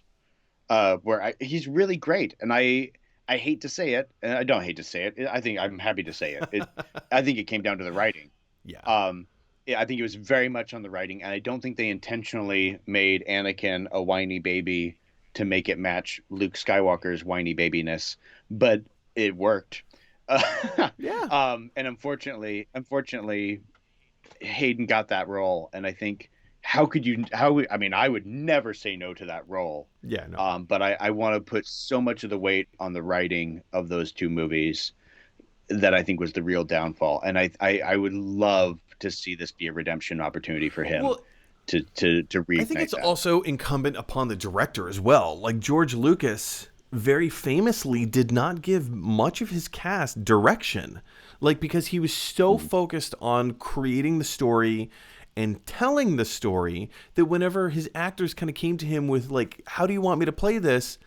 In his mind, George Lucas was, oh, well, you got the part, you auditioned for the part, you already know how to do it. Why do I have to continue to tell you how to do your job? So just do your job. Well, a good director casts the right people, and they don't have to do any work. It's the best role of a director. And in this case, I feel like they maybe needed a little bit more. And yes, the writing as well. Like the writing, it definitely comes down to the writing. But having met Hayden Christensen, this is a couple of years ago, he just seems like a really sweet, humble human being. And of course, this was like 2 years ago, so it's kind of after the events of like his heyday in the Star Wars arena. But I think that has helped, maybe not helped, but I think offered him a fair bit of humility and to kind of like calm down a little bit. I don't know where he was at during Star Wars or pre-Star Wars. Hard to say. Hard to say. But I think you're right. This could also be I mean, not that he was going through a drug problem, but this could be the Robert Downey Jr. moment for him too, as a performer, that he has been off the spotlight for a while. If this comes back, if this has the good legs that it has the potential to be, this could help re-jumpstart that career once again, and we get to see him again. Like I said, I do think he's got a lot of potential. I've always enjoyed him, except when I most certainly did not. And I want to blame him, but I truly don't. The more I really look deep into it as a performer myself, having said some horrible lines on screen and on stage, sometimes you don't have a choice, and you do your absolute best with the utmost worst. And in a way, this was the utmost worst. Was it the best? I don't know. I wasn't there, but I'm sure he tried.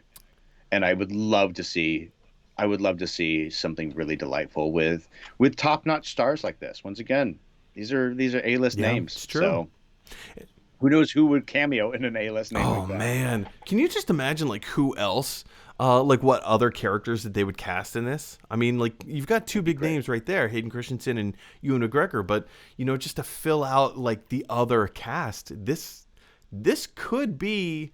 I mean, obviously it's going to be a huge project, but I mean, we got Werner Herzog in The Mandalorian. I mean, how there's no limit as to who you can pull in. it's true. Well, I mean, even look at the original Star Wars. You had Sir Alec Guinness. Alec Guinness. My I mean, goodness.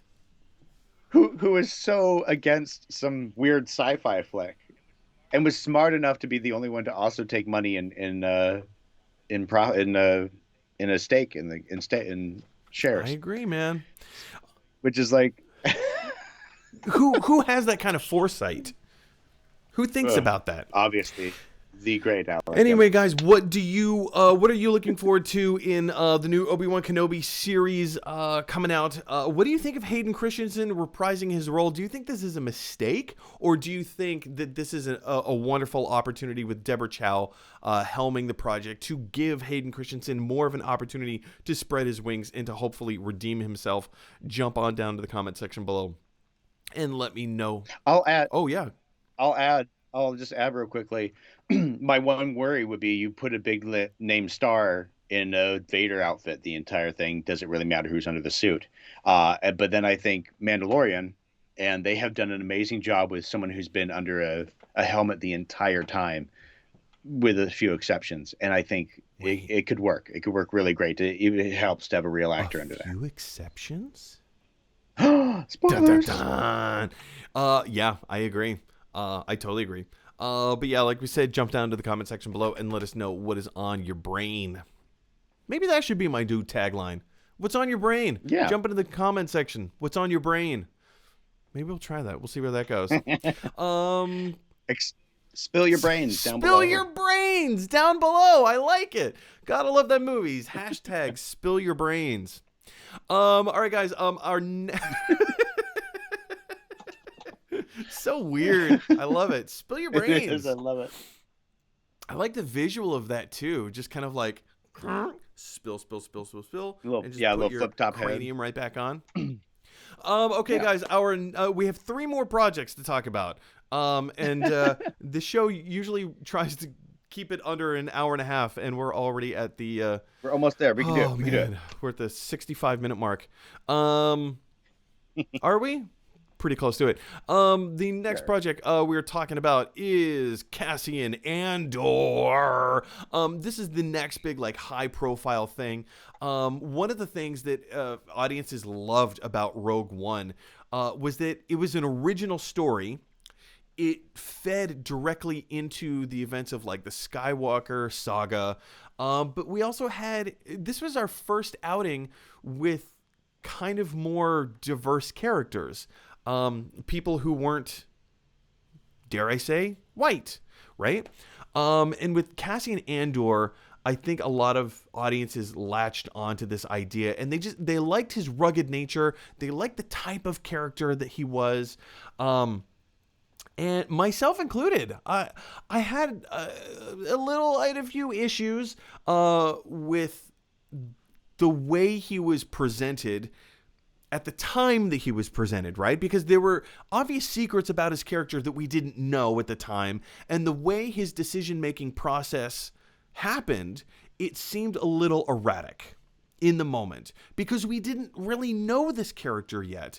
And as the movie progressed, we got to see that we didn't get to see, if that makes sense at all. There were reasons that his character did things that we had no context for, and it seems erratic, or rather in the movie it seemed erratic.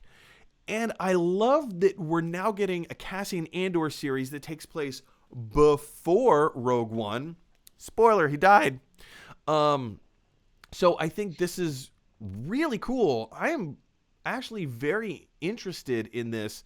I know, Eric, we've talked about like the diversity within the Star Wars universe for about an We hour have. and a half now, so we could probably put that to rest.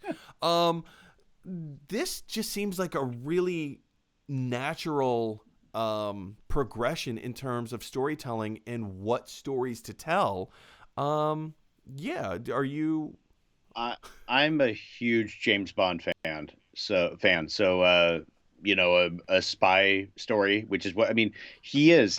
We see the moment we see him in the very beginning of Rogue One. He's a spy who hates what he does, but knows it's important. Oh, that's so good. That's so good. Yeah, but he hates what he's done. He hates that he has to kill somebody, but he knows the importance of what he's doing. He knows the bigger picture. Um, we also get the underworld again. I think we sort of connected on it. Oh my gosh, that's a beautiful Blofeld. That's so good. Oh, the cat's great. The that reality though of the underworld, that seedy underbelly of Star Wars, I think we may get a real deep dive into, plus a thriller. I hope we don't get something where I'm a young. Okay, I'm gonna stop now. I'm gonna stop. Oh no, you shouldn't. They're so good. I love them so much. I'll have to come back when we do a Bond Oh one. yes. Um, but the that mentality of, oh, good, I'm a young Cassian, upstart and hopeful. I don't want us to get a solo story where we get all the reasons he's named Cassian Oh and man. the, what how he got to be I a feel like spy. they've I learned from that a little bit. I really hope so. I really hope so. I don't have a last name. But meeting FN 207. I'm taking a random guess here, 207 or Sure. something. But meeting his droid, that because that first off, if we get Alan reprising his role in that lovely droid, because that was of everything in Rogue One, that's the biggest win for me. Um, it would be amazing to have that dynamic, to see that grow and flourish. I, Yeah. I would like it. I love the idea of it. If they keep with the same mentality of Rogue One, I'm on Dare board. I say, in summary, you like it, you love it, you want some more of it. Uh-huh. I, I think that's pretty much the same yeah. feelings that we feel over here. Anyway, guys, what do you think of the Cassian Andor series? How excited are you for it? What do you think we can expect to see from it? I know there's already been a teaser, kind of like a behind-the-scenes teaser put out from Lucasfilm. So jump down to the comment section below and let me know what is spilling. What was it? What's spilling out of your brain? What was the tagline again? It was yeah, Spill spill your your brains. brains. Jump I'm not sure it works. jump down to the comment section and spill your brains. Oh, I'm gonna double down on this. This is happening. Jump down to the I comment love it. section and spill your brains. All right, guys, we have two more projects to talk about, and guess what? Dun dun dun! They're not about Star Wars. What? Yeah, that's true. Hold on, I have to scroll through a whole bunch of stuff, and this is not scrolling very I fast. feel like I had like a different sweatshirt that I could throw on real fast. It's like, oh look, it's something different. Hey, if I had, I don't think that I have any particular merchandise I to mean, I do represent in this. my office. We'll tell you how far away is your office. You do what you Not got to working. do. Ladies and gentlemen, I do have one thing for one. Willow is coming back for a Yay! limited series on Disney Plus. I think this is really cool. From the Star Wars website itself, they say Willow coming to Disney Plus will be set decades after Ron Howard's 1988 movie, continuing the spirit of adventures, heroics, and humor of the original film. Warwick Davis will return in the role of the great sorcerer Willow Ufgood, with John Chu, director of Crazy Rich Asians, directing the pilot. Willow begins shooting next March in Wales and will debut on Disney Plus in 2022. I think this is really cool. I think this is a really fun idea. I've always loved Willow. Willow's always had a special place in my heart. One of the little sprite characters. Oh shoot, one of them was One of the brownies. yeah, Or whatever. one of the brownies. Um, we're friends on Facebook, and now that I say that, I can't think of his name. He plays Pam's father in The Office. There's like a small little quick cameo where he plays Pam's father.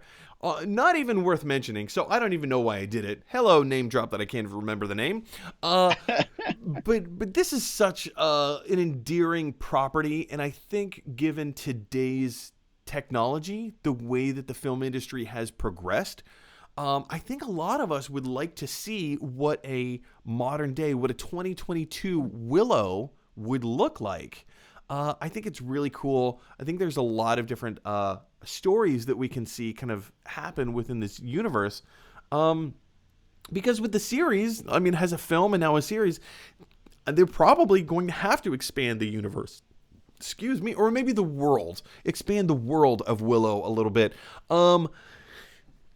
Doubtful that we're going to get Mad Mardigan. Oh man, I wish. I doubt it.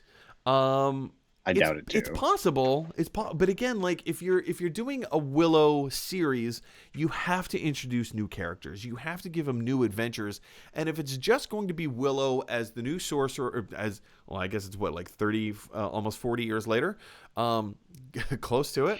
Yeah. Wow, 35 years later. He and Mad Mardigan, get them to go off and go on their adventures. I don't know. I feel like they need other influences and other characters. Yeah, but I could see a cameo. I mean, Val Kilmer's one of my utmost favorites, so I could definitely see episode 7 or something, and they've come across a small hut in the middle of the forest, and oh look, who is it? I did in the Concert of Toys, because it's nearby. I have.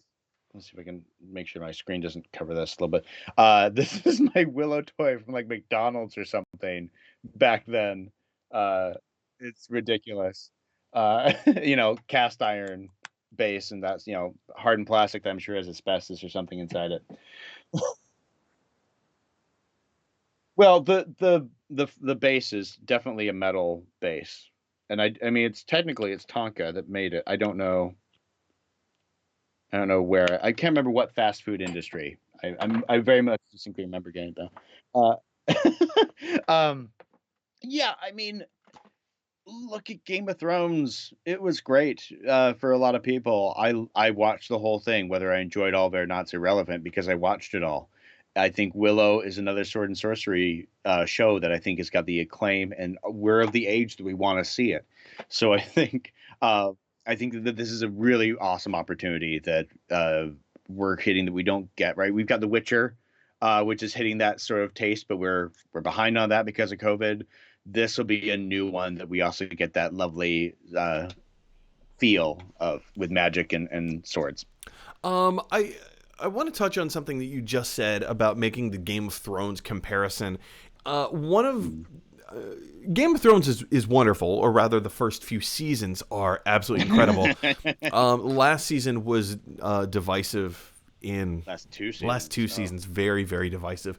But one of my critiques, and this is nothing against Game of Thrones as an entity... Well, maybe it is as an entity...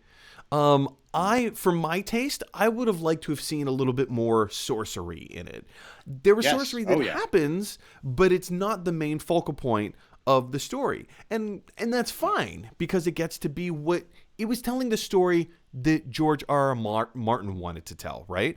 And he didn't want to include too much sorcery. He wanted it to be more about the characters and the politics in this world. Totally Such fine. As perhaps the first the prequels to the Star Wars movie series about politics. And if that's a story you want to tell, fine, you go for it. It's just not going to be for everybody.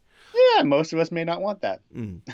But I do love that when you call it sword and sorcery. That's a term that I haven't heard for a while, but it puts it so succinctly.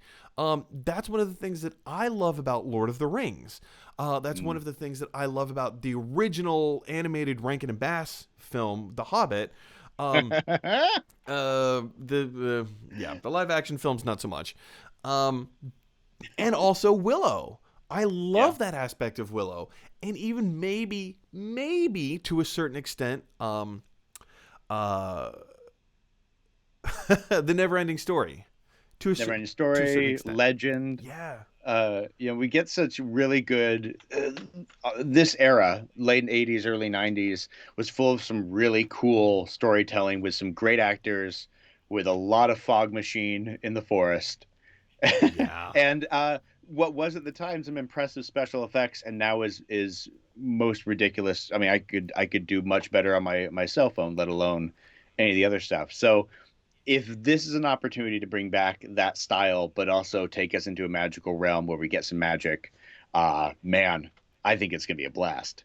And if we get to have some really cool cameos, all the better, because everyone's still around mostly. I don't So see. Okay, so earlier I said, nah, I don't see Mad Mardigan being in the film, but making a yeah, cameo in maybe like one episode, that I could look at see. look at Mandalorian, the amount of people that show up and come Yeah, and go as they please because they can. I think it's this true. is definitely going to be the same case. And if not, you know that someone like Val Kilmer is sitting there going like, "Oh, I'm on board." They asked me, weeks ago, like, or I'm just sitting by the phone waiting for them to call because I want to be back on board with something as I fun as agree. that. Question is for you guys. What do you want to see from Willow? What characters do you think that they're going to bring back? And what would you like to see happen? Like, where do you want the story to go? What do you want it to be about? What kind of a quest? Because come on, Willow is going to go on a quest. Or maybe Son of Willow is going to go on a quest, but I have a feeling it's going to be Willow proper. Anyway, what do you guys think? Jump on down to the comment section below and let me know your thoughts. Spill those brains. Ah! Jump on down in the comment section below and spill your brains. We'll it'll take a minute for me to let it latch on, but you guys, we've reached the last part of the show. Let me check in with Eric. Eric, I have you on retainer for an hour and a half. We're currently over that by I'm okay. I'm You're good. good. All right. Yeah, I'm good. Let's Let's make it do it. happen. Our last article that we're going to talk about is Harrison Ford, quote unquote, returning. And when I say quote unquote returning, we'll talk about that in a second. Harrison Ford returning for the fifth and final Indiana Jones film coming out in 2022. It was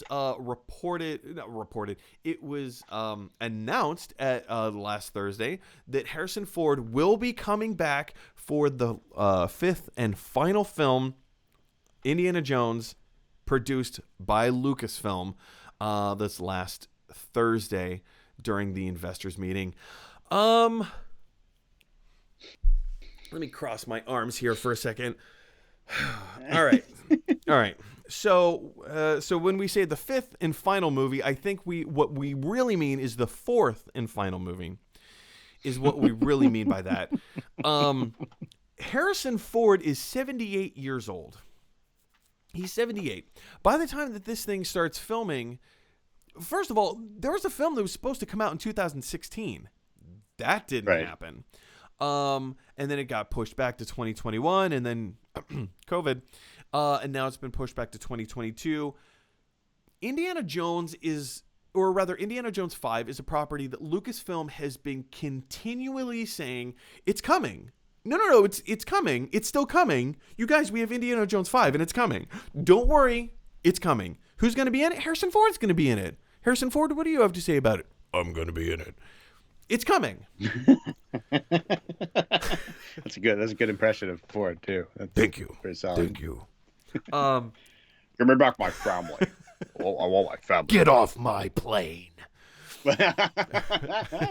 That's just him doing. That's him in Indiana Jones 5. It's just him, just doing his own dialogue from other. Get films. off my train. Because he's Indiana Jones.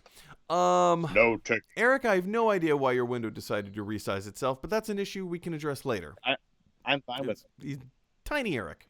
It makes me feel like I'm just kind of in your brain talking. You're a brownie. That's right. uh, you know, I don't want to acknowledge the fourth film as well, but the reality is he he did this movie, and it reminded us all that he is older. And I really worry that it's not worth it. And I get it. It is his property. He is still alive. It's not his property. It's Lucasfilm's property, but it's him, Yeah. right? He is Indiana Yeah. Jones, a character who I adored as a kid, especially wanting to have a whip and swing through trees and wear a cool hat. And I always looked for a fun fedora, and I don't look good in fedoras. I don't look good in Very hats. few people do. And it was such a disappointment in my brain. But I became a professor because of him. No, it's not. I mean, I was a professor, but not because of him. In that regard, I actually had to look up. Somebody asked me the question the other day of, does Indiana Jones actually have like a degree? Like we call him Dr. Jones, but where's his degree from? So I went down the spiral of like wiki fandom, and come to find out he has a doctorate in archaeology, from one of the universities in France, and I can't think of the name of it. But it is an actual doctorate that he achieved in 2 years, which is impressive in and of itself. But considering the fact that he never actually got a master's degree. I mean, he got an honorary master's degree because of his adventures, but the University of Chicago gave him an honorary. This is all fiction. None of this is real. Of course it is. But within the universe of Indiana Jones, the University of Chicago, having received his bachelor's in archaeology, they gave him a master's degree, an honorary master's degree. Having never actually finished the program, he went on to get a doctorate in France. You're welcome. Are you saying this is a similar scandal as the whole paying for your admission? That he used the artifacts. He's like, it belongs in a museum, and then would take it. It's along similar lines, yeah. Just give it to the university and be like, here, give me a degree. Which is, it was different. Very much along similar lines. Yeah, I think this movie is going to be that movie where it's a passing the torch. It was a failed pass. Oh, that's so good. I will say I've been getting into 3D printing. I might have to print something like that. That's amazing. That is so amazing, actually.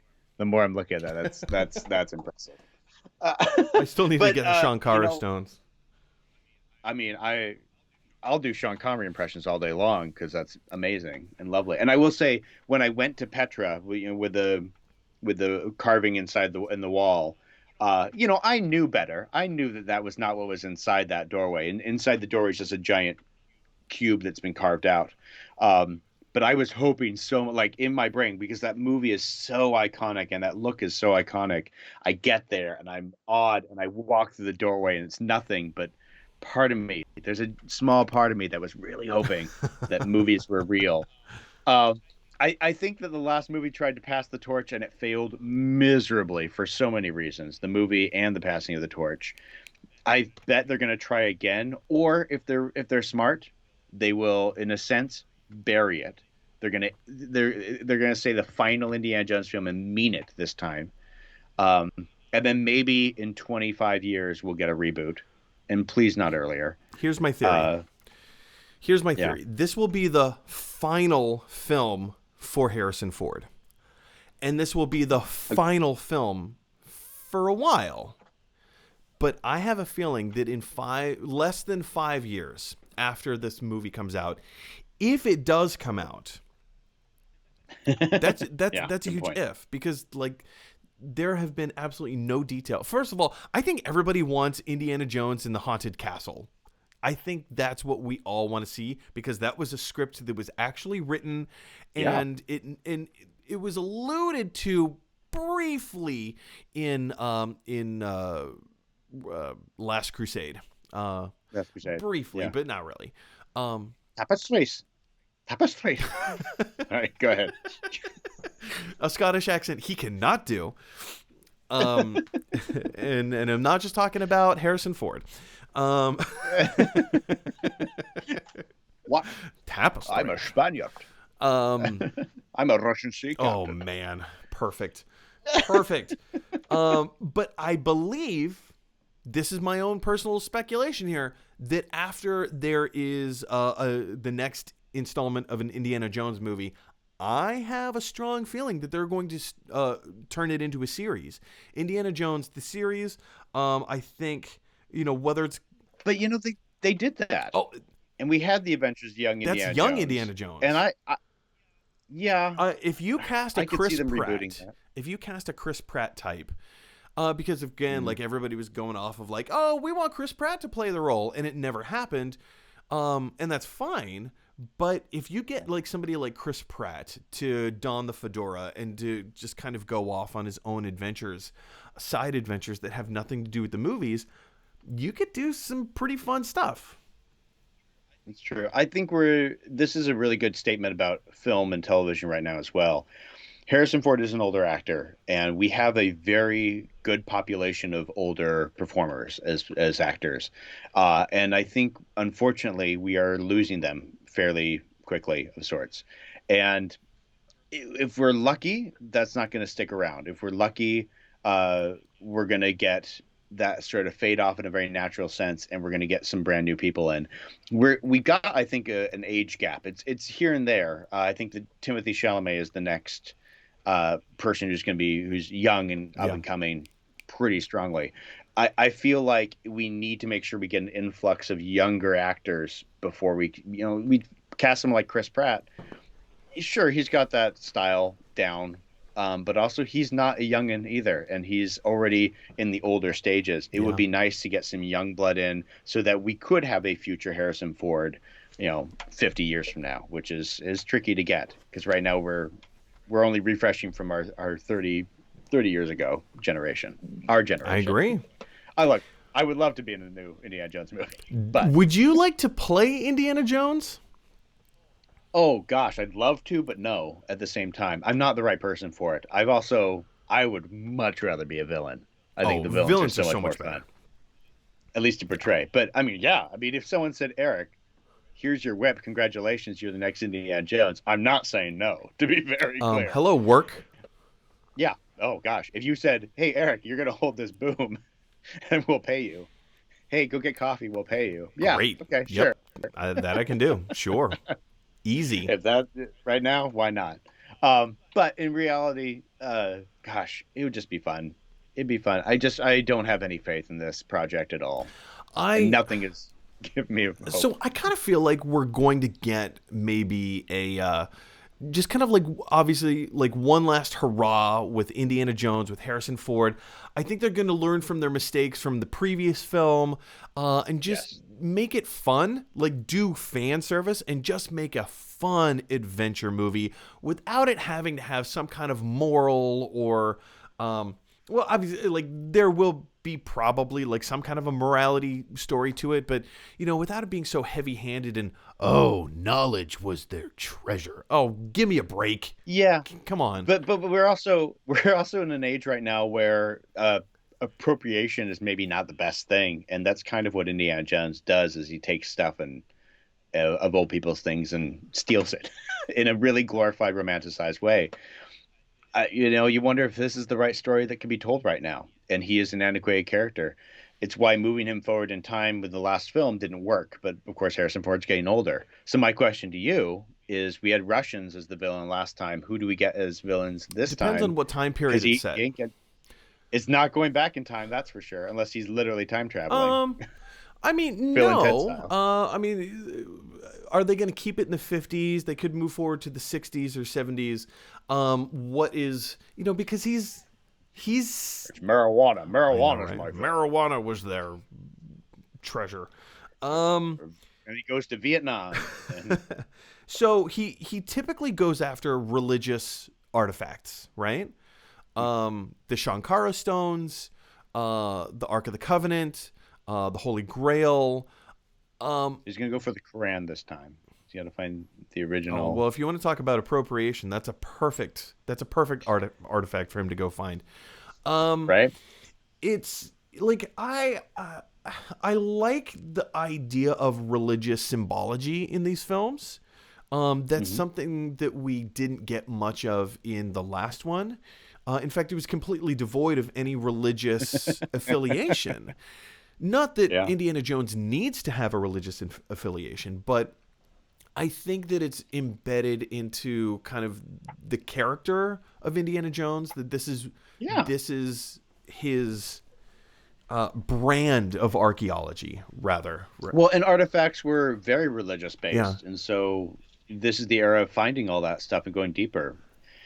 I mean, we can go a little more spiritual and go Shangri-La potentially as a potential I set keep coming piece. back I don't know. to the haunted castle, because again, I think it's a good spirits, choice.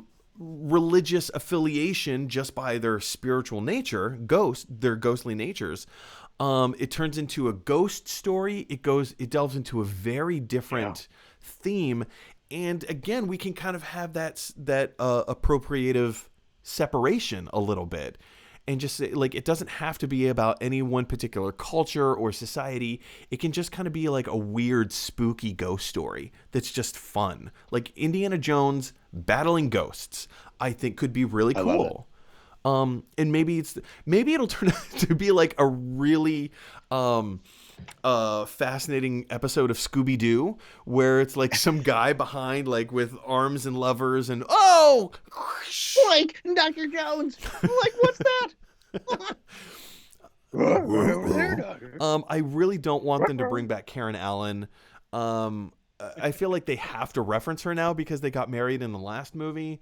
So if they're going to acknowledge anything Indiana Jones, I feel like they have to acknowledge that. I hope they don't bring her back. She's not the strongest of actors, and I think she proved that in the last film. The use of CGI is never something that has worked well in Indiana Jones. Um, No, it really hasn't. no, like J.J. Abrams knew They, this. and they have such great special effects, practical special effects that they have done over the years, and some of the most astounding ones have come from Indiana Jones movies. You know, it would be amazing. Star Wars was smart enough to do it and get back to more Yeah, practicality. It would be amazing to see that I here. agree. Anyway, guys, what do you want to see from the fifth and final Star Wars Indiana Jones film outing with Harrison Ford? Do you think it's actually going to happen? And if it does, what do you think the story is going to be about? Who do you think the villains are going to be? What is it that Indiana Jones is going to be out looking for and finding? Jump on down to the comment section below and spill your brains. Nailed it. All right, guys. This So good. comes to the. We're about to jump into the final portion. You've been sending in questions and comments all show long, so let's. I think they're all from Nora. Yeah, I think they're all from Nora. So let's jump in and take Nora's questions right now. Alive! It's alive! Eric, how you doing on time?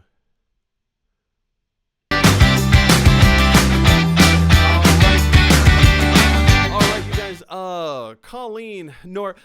Again, here's the weird thing. So, Eric, here's where I'm coming from. Oh, let me resize your screen here. Again, I don't know why my streaming software does this. It's so annoying. I spent all this time trying to make everything perfect. And, And you're doing an amazing job. So well, well done. right back at you. Shucks. So I knew Colleen in college. She's a very close friend of mine. I actually officiated her wedding. Aww. And in college, she went by Colleen, which is her middle name. And when she left college, she went back to her original name, which is Nora. So Smart. there's this weird cognitive dissonance going on in my brain of, like, do I call you Nora or Colleen? Because you don't go by Colleen anymore, but that's how I know you. I don't know. It's weird. It's weird. Yeah, but that was the person you met a long time It's ago. true. They're They're gone. gone. It's only in your Colleen past is now. dead. Colleen's gone. There is only Zool. There is no Colleen. No, it's only All Nora. right, so Nora says her first comment: data also supports that diversity in storytelling and characters translates directly to much larger ROI from a dollar's perspective from audience. ROI. I'm not entirely sure. Do you know what ROI stands for off the top of your head, Eric? I did because I've been put on the spot. I'm looking it up now.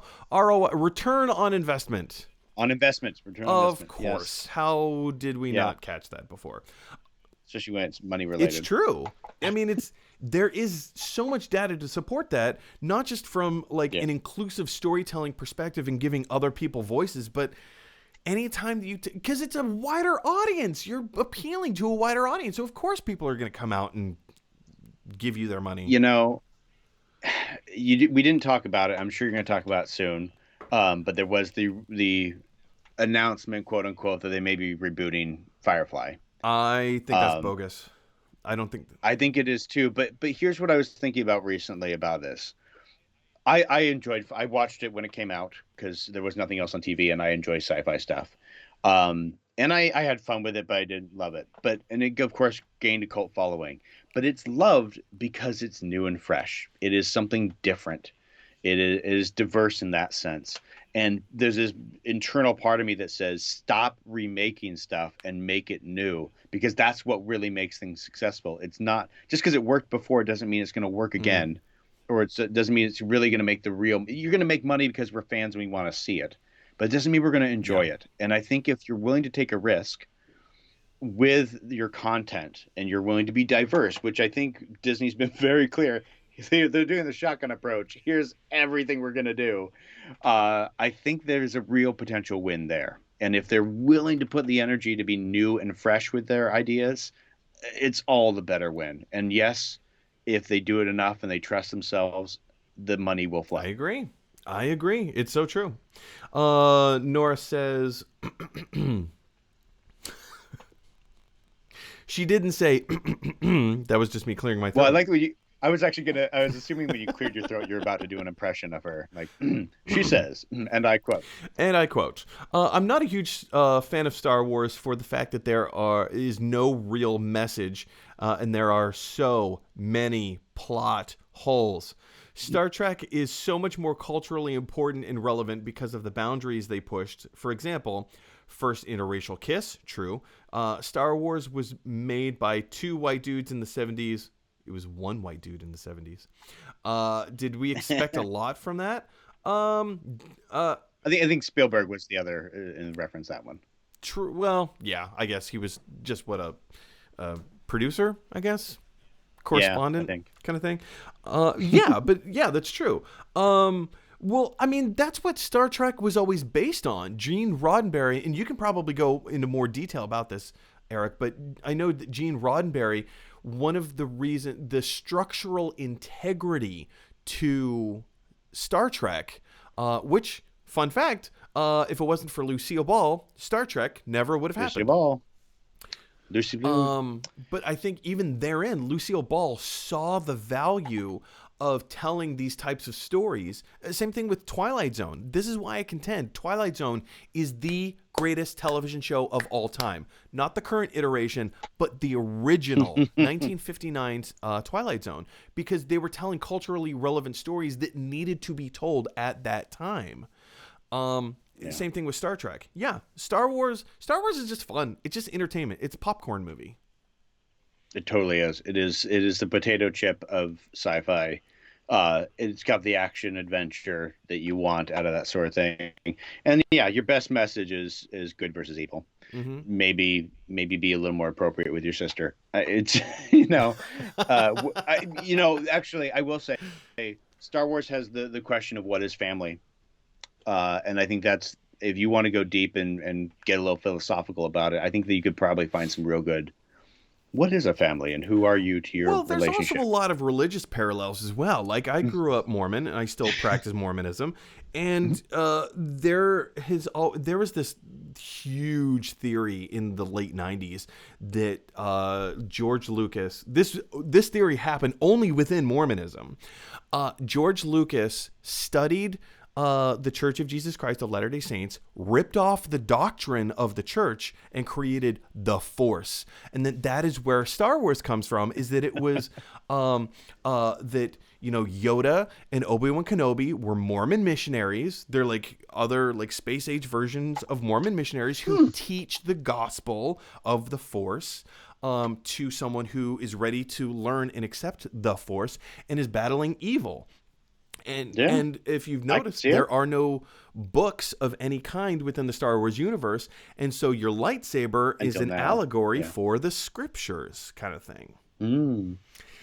Yeah, I mean, that was a big argument, right? That he was very adamant there was no paper. The point was that it was very technologically different, and then of course now we have paper books that appeared in a recent one of the films.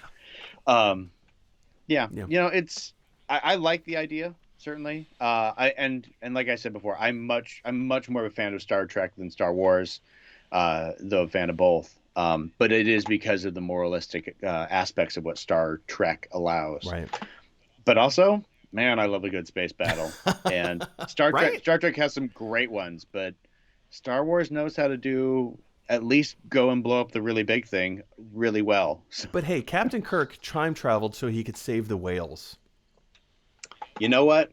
As a budding marine biologist at the time, I was on board for that. It's brilliant. Oh, Colleen says, yeah, because kids in the 90s, all the weird kids got into Star. I think this is referring to my comment about like, hey, I'm a bro, like I'm into Star Wars, but I'm not going to tell you I'm into Star Wars. Yeah, because in the 90s, all the weird, quote unquote, weird kids got into Star Wars. In my high school, there was a guy who grew an Anakin rat tail and a few guys who would wear Star Wars type attire as their everyday clothes. And yeah, it was a turnoff to people who hadn't ever seen the movies. I mean, in kindergarten and first grade, I played Star Wars with my friends on the in the playground. I played Luke and Han. My friend Jesse played all the villains. Catherine played Leia, and my friend Kat played Princess Leia's dog. And it ended very quickly. After those first few years, but we were young, and that was wonderful. exciting. I definitely think social pressure was big on nerddom, and I think we're in a really awesome ability now that we get to flaunt it, and we get really cool merchandise and clothing. I mean, Columbia Sportswear has come out multiple times with Star Wars based gear. The last one was amazing. Their Hoth gear. This one I have really mixed feelings on, but it's all Mandalorian based. But it's like, you know what? If you can buy that mainstream in stores and people spend hundreds of dollars and fight in lines, and people have exciting worlds about it, you've hit the big top. It's true. I mean, if Disney buys you, you kind of win. Yeah.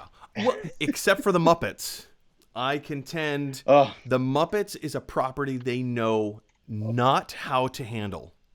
And they refuse to. There's such great stuff that they've been trying to do, and Disney is not allowing it out. And as a puppeteer myself. Have you seen any of Muppets Now? A little bit, yes. There's one good segment, and it's Pepe's Unbelievable Game Show. It makes me laugh so hard that I cry. It is that good. But everything else that they do on Muppets Now is terrible. It's cringe-bearingly terrible. This is why you've got to come in. You'll have to come guest to my improvised game show. I'm in. And we'll have some fun. I'm in. Man. Yeah, that's one property that they have dropped the ball. Why can we not get a Muppets Avengers movie? I'm sorry. It writes itself. They own both properties. Sam the Eagle as Captain America. Kermit the Frog as Iron Man. It writes itself, you guys. Sweetums is the Hulk. Sweetums is the Hulk. Piggy's Black Widow. Who do we get as Thor? Rolf. Okay. I mean, Gonzo as Hawkeye. Yeah, okay. Actually, that one feels right for some reason. Man, like this is it's so easy. It's so easy. Fonzie's Jarvis. Yeah. Though Fonzie is Nick Fury. You mean Fozzie, really not Fonzie. Fozzie, right? Fozzie. The Fozzie doing the Fonz. Hey, waka waka. That would be lovely. It writes itself. But him as Nick Fury would be a real good win. Oh no, Rolf would probably have to be Nick Fury. Now that I'm thinking about it, that just seems more on the nose. Yeah. Doctor Teeth is Doctor Strange. Oh yeah. I'm telling you guys, this writes itself. How has this not happened? We're making it happen. Statler and Waldorf are just going to be like combined Thanos? Like, I mean, part of me just wants them to be any side character and do their own thing. You know, they just show up with a different costume and look at us. We're New Yorkers. Could be worse. We could be in the movie. Even worse, we could be in the audience. It's too. This is something that I've been wanting to write and pitch to Disney. I just haven't. We got to move on. We got to move on. Yes, yes. Nora says the sub theme of the day. Previously, she said theme of the day is that Mike forgets what he wanted to say. Then she follows that up by saying sub theme of the day: Mike's brains won't spill. Spill your brains, guys. Spill your brains. The late 80s, early 90s storytelling was amazing because it fueled a lot of. It was fueled by a lot of drugs. I predict a lot better storytelling. I predict a lot better storytellers coming from Oregon in the next 10 years. Wink, wink. Aw, nice. Eric's means I gotta start working on we were talking about Willow at that time, so I guess it means I gotta work on my Willow offshoot series. For anyone just tuning in and you have no idea what she means by that, Eric is from Oregon. Oregon versus Oregon. Oregon, as in like the body part. That usually is a good way to help. Do you have averse feelings towards Oregon? No, I think we have. I mean, we got the Willamette River that people call the Willamette, and that's of course a Native American word that we took. So it's all pronunciation and spelling, and it's all appropriation, and it's everyone's gonna say something different. You want to sound like a native Portlander when you come here? We have a street named. It's spelled Couch. It's pronounced Cooch, because the person's name was Cooch. So, it's little things like that. If I worried about that. Same thing in New York. It's not Houston. It's not Houston Street. It's Houston Street. It's Houston. Same thing. Everyone's got one. Austin, I know, has one. It's a way to weed out if you're from there or not, I think. True. True. Nora says, P.S. I am not ashamed that all of today's comments are mine, nor should you be. We've done other shows where a longtime viewer, Matthew Wiles from Leeds in the UK, he will just completely fill up the Facebook feed of comments, and it's so today's your day, Nora. Today's your day. They had no business casting Shia LaBeouf as Indiana Jones' son. He just doesn't have the swagger at all. Maybe they can dig up a cousin or something. I don't know. Yes. Not just. Or you know what? Maybe the fifth one is the dog is Indiana, and we got to see the dog. The dog? You were named after the dog? Bad dates. Bad dates. So Indiana's he's a date farmer, and he's got his dog named Indiana, named Junior, and then you're good. And he wears a bandana. Shia LaBeouf isn't a bad actor. At that time, he was going through a really weird, crazy phase. But have you seen Peanut Butter Falcon? Oh, yeah. Peanut Butter Falcon is brilliant. That is wonderful. And sometimes you got to lose it to come back. Shia LaBeouf is one of those actors that I really want to hate on, but I just can't. Because I want to look at all of his crazy and be like, hey, he's weird. He's a crazy person. But look at what he's doing now with his activism. He's using his celebrity to bring attention to Skid Row in Los Angeles and try and clean up that area. And not just kick the homeless people out, but befriend them. He goes down there every day, and he brings food and sandwiches, and he set up kind of like a hunger drive kind of thing down there, and he's doing a community outreach to that community. I'm not sure if it's Skid Row or if it's like an adjacent homeless population, but he is really using his celebrity to do some really cool things in there, and I can't applaud him enough for his efforts. I dig it. But yeah, no, he should not have been in that movie. I would love to see Indiana Jones, LOVE in all caps. I would love to see Indiana Jones go to South America for Aztec artifacts. And I don't know, he accidentally summons the servants of an ancient god or something. I kind of feel like we got a taste of that in the last film. And if they did something like that, I think it would be too similar in theme to what happened in the last film that I think they really Temple of Doom is almost that as well. Yeah. Yes, in a very different part of the world, though. But if you use Yes. Aztec imagery, I think people are going to associate it too closely to the atrocities of Crystal Skull and maybe not want to be part of it. I don't know. Maybe. Net. Who knows? Sorry. I said, who knows? I mean, knows? the catch is one of my favorite games, Uncharted's coming out with a movie version with Tom Holland, and that's Indiana Jones meets Tomb Raider. It's kind of that. So Yeah. who knows what they're going to go up against, and that will come out first. And I And really they like may that choose to Tomb not Raider do film this. with what's her bucket? Oh man. The newer Yes. one, yes, yes, Alicia Vikander. yes. That was fun. Well done. Well done. Yeah. It was Netflix flat out. We've got two more comments. Netflix flat Great. out stated that they would never reboot Firefly because it's not picking up fans. It's actually losing them over the years. If Netflix won't touch it, I don't think anyone else will either. I hadn't heard that report, but that makes total sense to me. yeah. I don't see, because again, that news report, it was being populated by We Got This Covered. First of all, if you hear a story coming from either We Got This Covered or Cosmic Book News, click away. Don't click on it. Don't read it. Don't read the headline. Don't share the headline. It's not real. Unless it is published in like Variety, Rolling Stone, Deadline, The Hollywood Reporter. Those are like legit actual trades. If you see a headline in Cosmic Book News or We Got This Covered, chances are 95% accurately untrue. So, yeah, it's probably not going to get picked up. In our last comment from Nora, Thor should be played by the Swedish chef. 100%. I'm here for the Muppets and Avengers movie. Oh, that's spot on. That's absolutely correct. I mean, a Norse god being mixed with Swedish culture. First you take the mirror and you put the mirror in there. It is so spot on. That's great. Yeah, that's kind of perfect. Oh, I would love that. Oh, I would love that.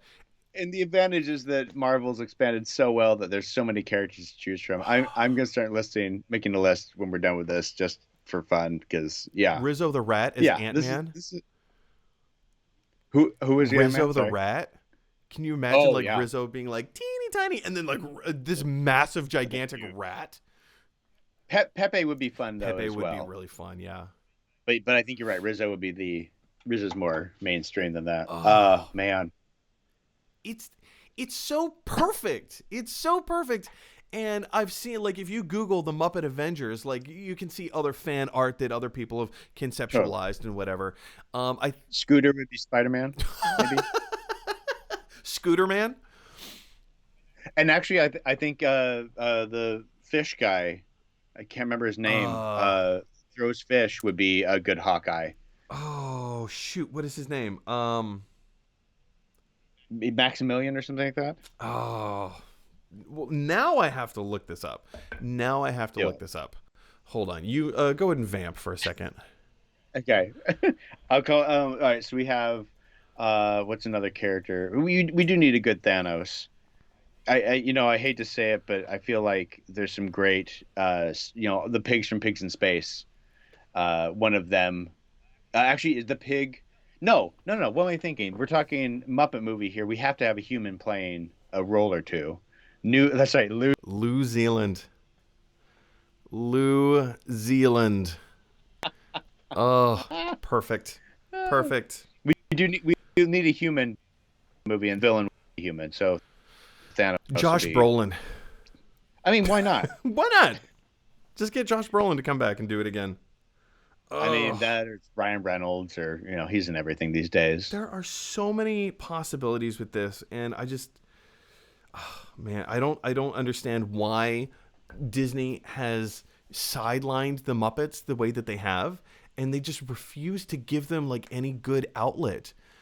I think they're not sure what age range to push for. I think they know that we're fans of an age range, but Muppets are also originally sort of a kids thing.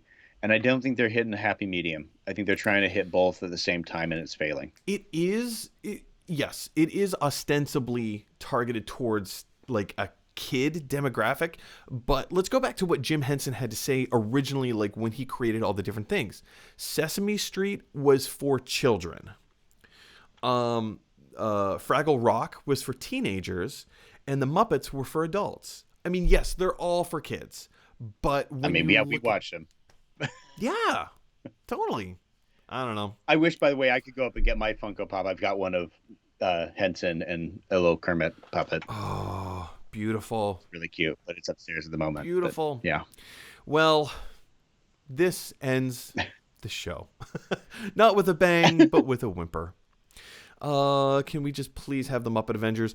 Eric, thank you so much for being on the show today. Thank you for adding your special brand of insight and expertise. It's so much fun spilling my brains with you. So thanks for having me. This is going to become, like, I'm going to force this to be the new catchphrase. I would love it. Spill your brains. Gotta love the movies. Spill your brains. The imagery is disgusting. Eric, where can people find you online, and what projects do you have coming up in the near future? Gosh, as far as the social medias, I am at Improv Theatre, as you can see below. Right there. But the reality is, project-wise, I'm mostly doing housework here and there. I do a few occasional shows online. We're bringing back our Star Trek improvised musical, which is Next Generation based, where you can assume that I play Riker most of the time. It's delightful. We will be doing a virtual version of that at funhouselounge.com. There's a show we've been doing. It's in 1950s. It's I Love Lucy. It's also an improvised musical. And it's 1950s. Glorious. It's so much fun. We've had amazing special guests.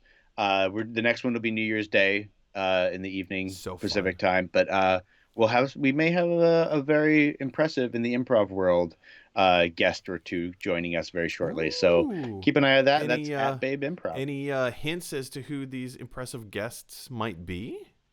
In the improv world, one of them may be a very famous musician who you might have seen frequently on the television show Whose Line Is It Anyway? Dun, dun. Whenever they confirm. If it is who I'm thinking it is, I believe that I've worked with this person before. Yeah. Well, she's wonderful, as is her husband, who they'll probably both join us. It is not who I'm thinking of. Oh, fair enough. Yeah, but now I know exactly who you're talking about. That is really cool. Can you, after the show's over, just text me those links, and we'll put them all in the description below. That'd be great. That'd be awesome. Well, yeah, thanks again for being on the show, and hope to see you again soon. Thanks for having me.